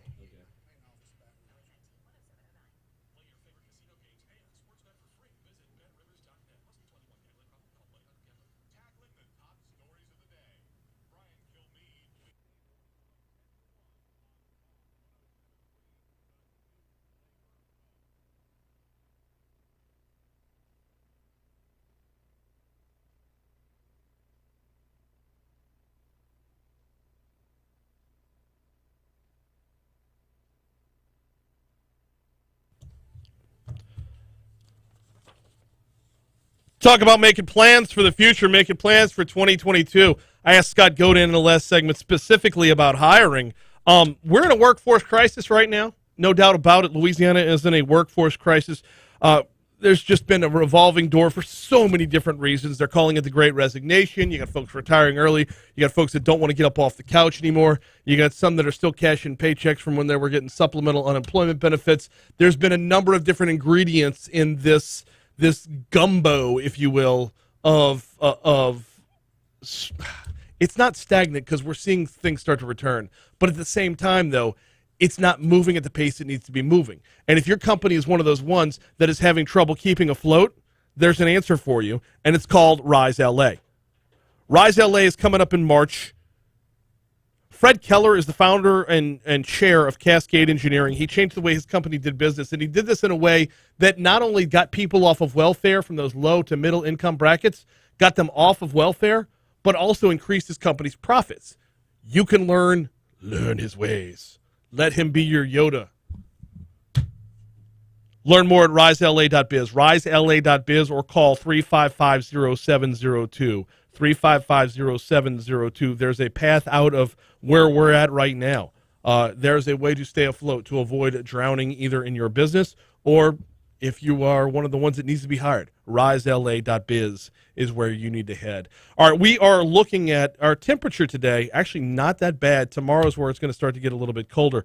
It is cold, obviously, right now. Our temperature today is supposed to get up to 55 degrees, overnight low tonight down to 30. Tomorrow we top out at 60 with an overnight low of 40. Topping out at 52 on Friday with an overnight low into Saturday morning of 29. Currently we're at 37 degrees downtown. Big news coming down yesterday. Sean Peyton retiring as the Saints head coach. Joining us now to talk about that is Michael Cauble from WBRZ. Cauble, what's happening, man? Not much, dude. Not much. Yeah, just a Saints stunner yesterday. You know, maybe we should have seen it coming, but I don't know that anybody was prepared for it when it did. Well, yes, it was a stunner, and at the same time, we should have seen it coming. Like, those two things are not mutually exclusive. A 16-year run with any NFL franchise, especially in this day and age, is getting borderline unheard of. It's not the norm. It's the exception, not the rule. So let's walk through this as to – I assume you were either at the press conference or watching it throughout the full 92 minutes yesterday. I had to pop in and out with afternoon errands. But walk us through a little bit about what Peyton had to say. Yeah, I mean, I think just very reflective, was the overall theme and culmination of events making it time for him to step away. I feel like, having listened to him, he's in a place where he wants to be challenged with something new, and what that is wide open at this point. Obviously, everyone expects him to do some form of television. He even said that yesterday, that he is excited to try television, although he said he hasn't had any contact with any of the networks, whether that be Fox or NBC, about joining their broadcast booth. I don't know how valid that is, but that's what he said. But then there's also another group of people that feel like he will bounce back into coaching at some point, not next year, maybe not even the year after, but 2024, 2023. That's a possibility. And he was just very thankful to the people in the organization, obviously the players, Drew Brees, Mickey Loomis, Gail Benson, talked about the relationships that he had with them. talked about, the facility workers, talked about the facility in itself and how they were able to rebuild it and kind of mold this thing, into what they needed it to be. Thankful to the city and the fans, called it one of the most difficult places to play. I thought he nailed it, when he said they're not a wine and cheese crowd. Yeah. It's basically a business decision that they have to make to come to these games. And, they do that, and he appreciated their efforts, and their commitment. I think the media said that he was, in retrospect, he was too hard on the media when he first started for the first 5 to 6 years, and that he's tried to make amends in the last couple of years. But he said he felt like this was coming, even as early as training camp last year. This was something that he was thinking about, and just the tough season that they went through with everything they faced. And I think, he didn't say this, but I think everything they will face in the future, trying to find a quarterback, I think he just doesn't want to deal with that grind anymore. So not having the quarterback is one part of it, and the Saints started 4 different quarterbacks this year. Everyone's going to wonder how much of a part that played in it. Like, Sean gave it 1 season without Drew, and was it not working? Was it like replacing Aunt Viv on Fresh Prince? Is it the formula of Sean and Drew, it worked for so long. Like, was there just not the right transition there, or was it everything else that transpired as well? I think when you're Sean Payton, you have incredibly high standards, and you expect everyone around you to have similar standards. Mm-hmm. And when you realize that maybe that isn't the case, you I don't know if he's disenfranchised or, maybe it's a reality slap, I don't know. Yeah. But, I don't think he wants to go through it, to be quite honest. And I don't know that, they have the cap space to be able to maneuver to get someone that he feels, he could work with. Yeah. This is purely conjecture now, right? I mean, like he didn't talk about this at all. I'm just reading the tea leaves to some degree. Mm-hmm. But yeah, you mentioned it. I mean, that was the quarterback position, the rotating door there, but they had so many different areas that they were plugging and playing, this season. And as a guy who's won a Super Bowl, and, I think this has something to do with it, is freshly married to a younger lady. I think he wants to get out and maybe enjoy some of his life, while he can, and not have to slog through these long days. And he said that, he said, coaching hours, and he's like, I know I don't have to do this, the way that I do it, but it's the only way I know how to do it. It's one of those deals. So it's long hours and, little fun and, high stress. And so I think he was just wanting to take a break from all of that. And guess what? He's wealthy enough to be able to do it. So I think he's going to pull the trigger and try something else. And if he doesn't like whatever that something else is, including, doing nothing and sitting on the beach, then he'll bounce back into coaching. Doing nothing and sitting on the beach. Posted up next to Ed Ogeron somewhere, right? Well, I guess Sean is a Cauble guy and Ed is a Florida guy. So, that's fair. Yeah. I forgot about that. He'll be posted up next to Kenny Chesney. That's my mistake entirely. That's his buddy. That's right. You talk about the grind and the number of hours, and I think this is one of those areas where we all forget the human behind the position. And I think it's safe to say that everyone's been tired since the beginning of the pandemic. And when you add on to that being relocated for a month at the beginning of the season because of Hurricane Ida, and then you mentioned all the injuries and everything, there's not rest. There's just new levels of tired unless you completely step away. Yeah. And Brian, you and I don't have millions of dollars to completely step away and fall into, right? So, no, I would be slamming tequila shots in Cabo right next to him. Exactly. There's that one person, that's like, oh yeah, that jerk. Who do you think he is?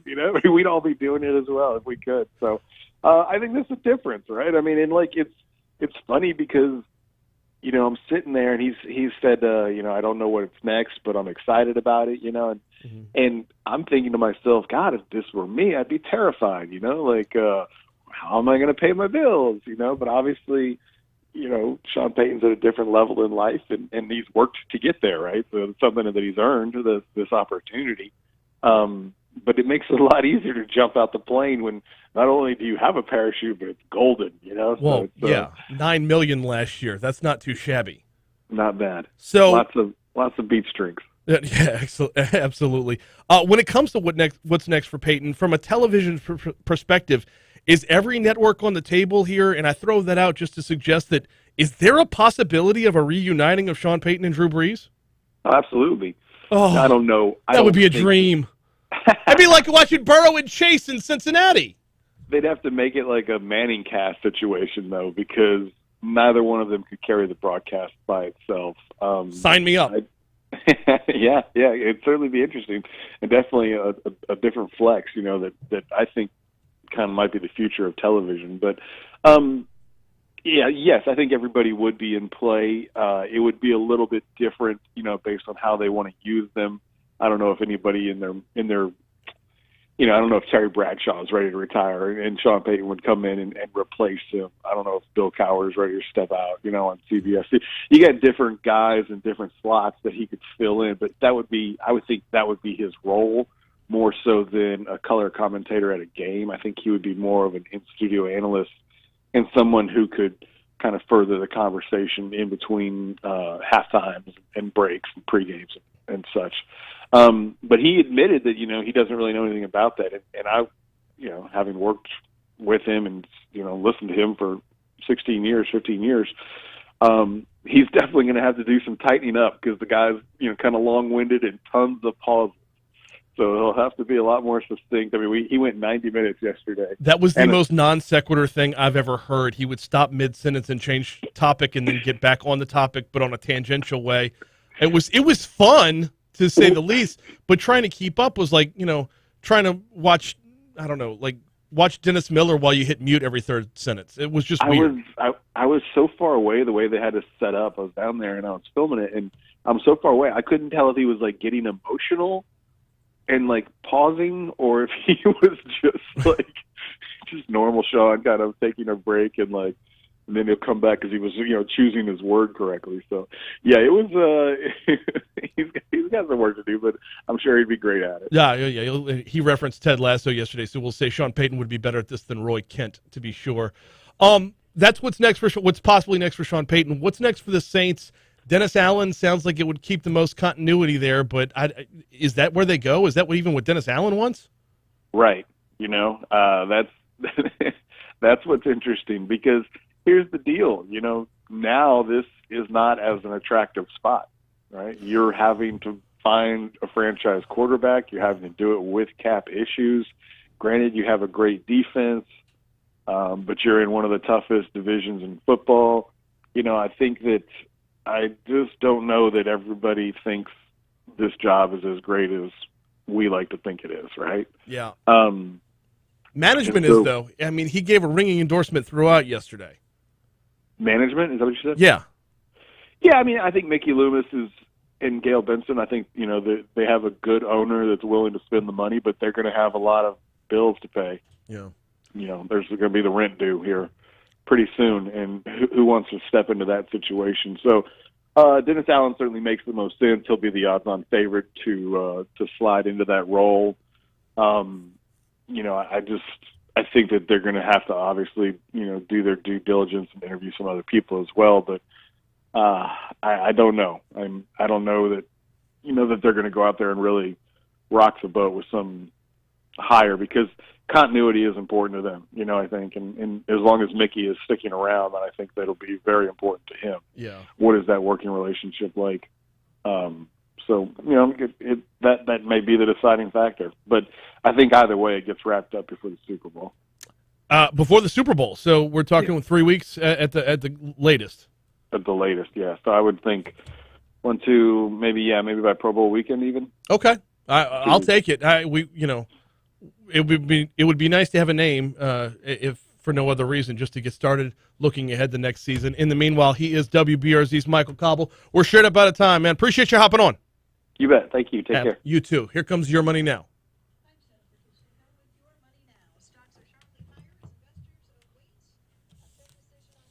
All right, so Baton Rouge mattress.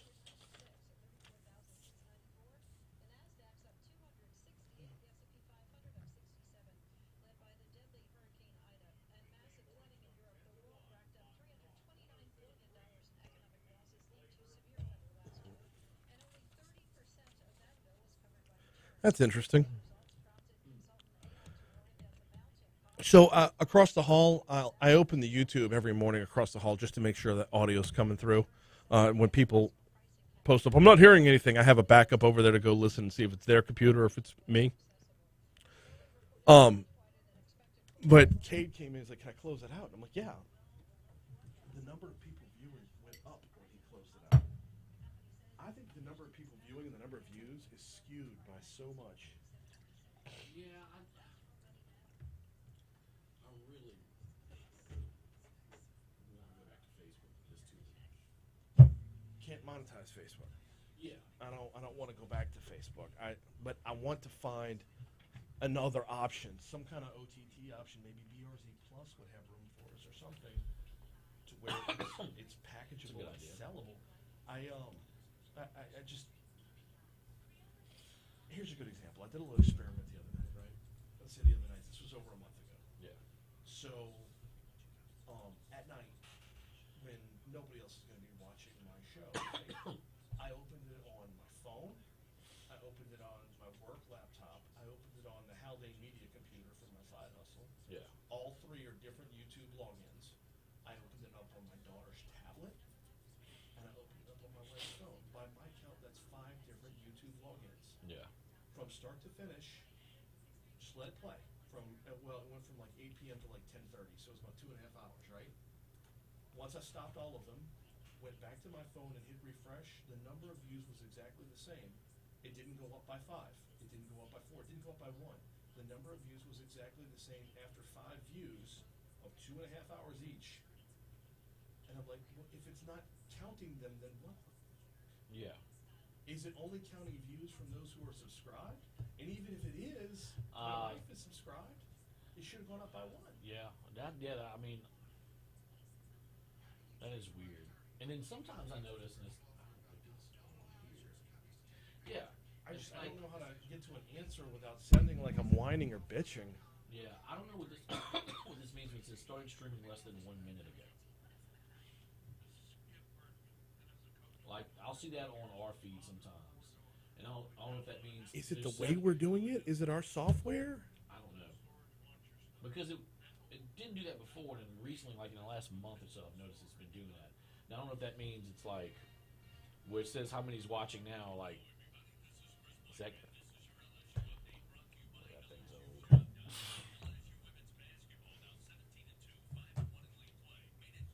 Skipping that. Thank you.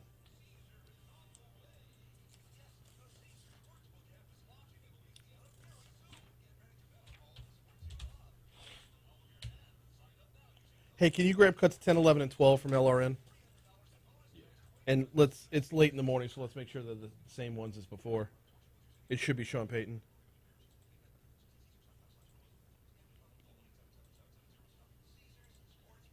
10, 11, 12. Yeah.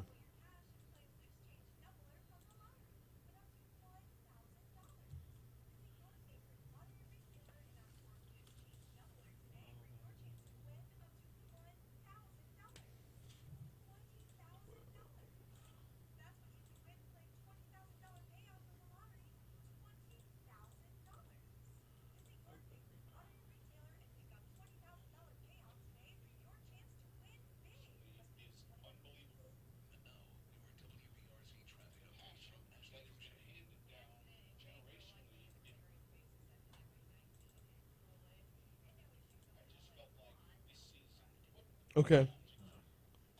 12 is like a 5-second clip. It shows 18 here.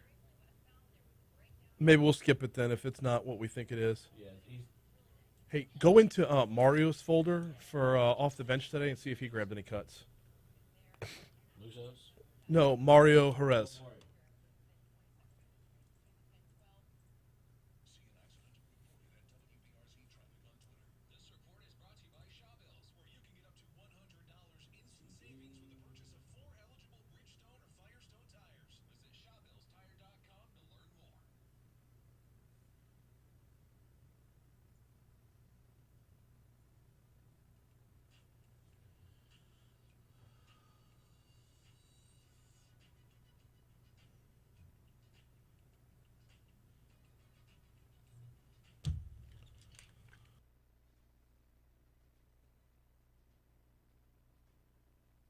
Sweat.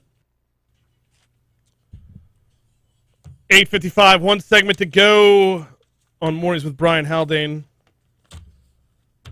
Is that like, don't push me? Yeah. Okay. It's the message. The message? Yes. Now, there was another rap song in the 90s. A chickadee, check yourself before you Yeah, wreck Ice your- Cube. Yeah. All right. And I feel like maybe P. Diddy and Nas did something with this as well. I think so. I mean, the message Like was a slower, strong, it was like a though. slower version. Yeah. The message was strong, though. Man. Oh, yeah. That's on that old school rap volume 1. Can I borrow your Hey Soul Classics? Getting out of here in just a little bit. I got to remind you about the folks over at the Baton Rouge Mattress Outlet.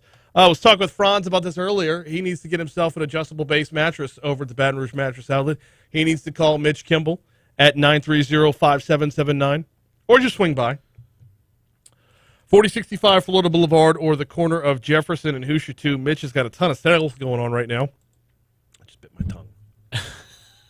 What are you, 6? Yeah.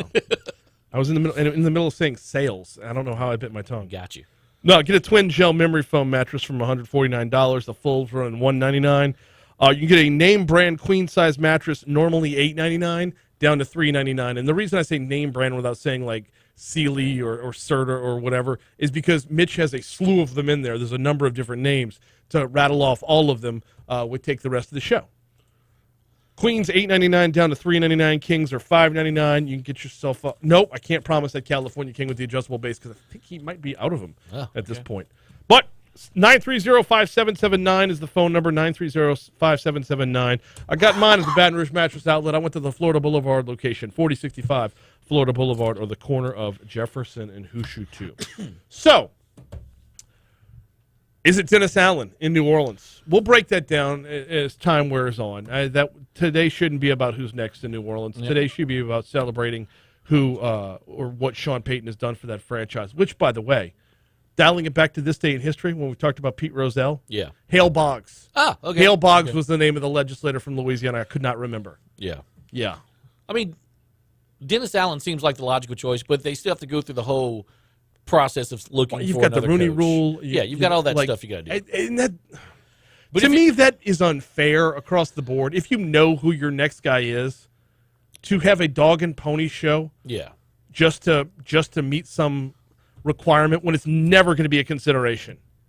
Yeah, I don't like that either. But I mean, if that ends up happening and he gets promoted to head coach, then we got to find a strong offensive coordinator, and we've got to find a quarterback that's willing to come here and for a team that's rebuilding. Yeah, I'm just thinking about today more in the terms of what's Peyton, what is his legacy there? Because what was he from the time he took over until yesterday? 152 and 89 overall. Is that right? I think so. But let's run through some of the other names that were head coach for the Saints. You had Haslett, you had Ditka, you had Rick Vintori for a season. Ooh, wow. No, he rounded out the season when Jim Mora was gone. Yeah. You had Jim Mora, you had Bum Phillips, you had Wade Phillips. Oh, man, who else? Hank Stram was the coach for a little while. Tom Fears was the first one. But nobody, and I mean nobody, posted up. Well, you had one other coach really have a winning record. That was it. That was Jim Mora. Yeah. Well, Haslett 45 and 51. So even Haslett didn't have. You got to remember he had 3 and 13 in his last season. Yeah. So if he was pushing close to 500 ball, it was ruined in San Antonio. True. As so many things are ruined in San Antonio. All right, we got to get out of here. Petty G's coming your way tomorrow. Got Crime Stoppers tomorrow. Actually, there's a bunch of stuff coming your way tomorrow. Fox News Rundown is next. Thank you all for listening.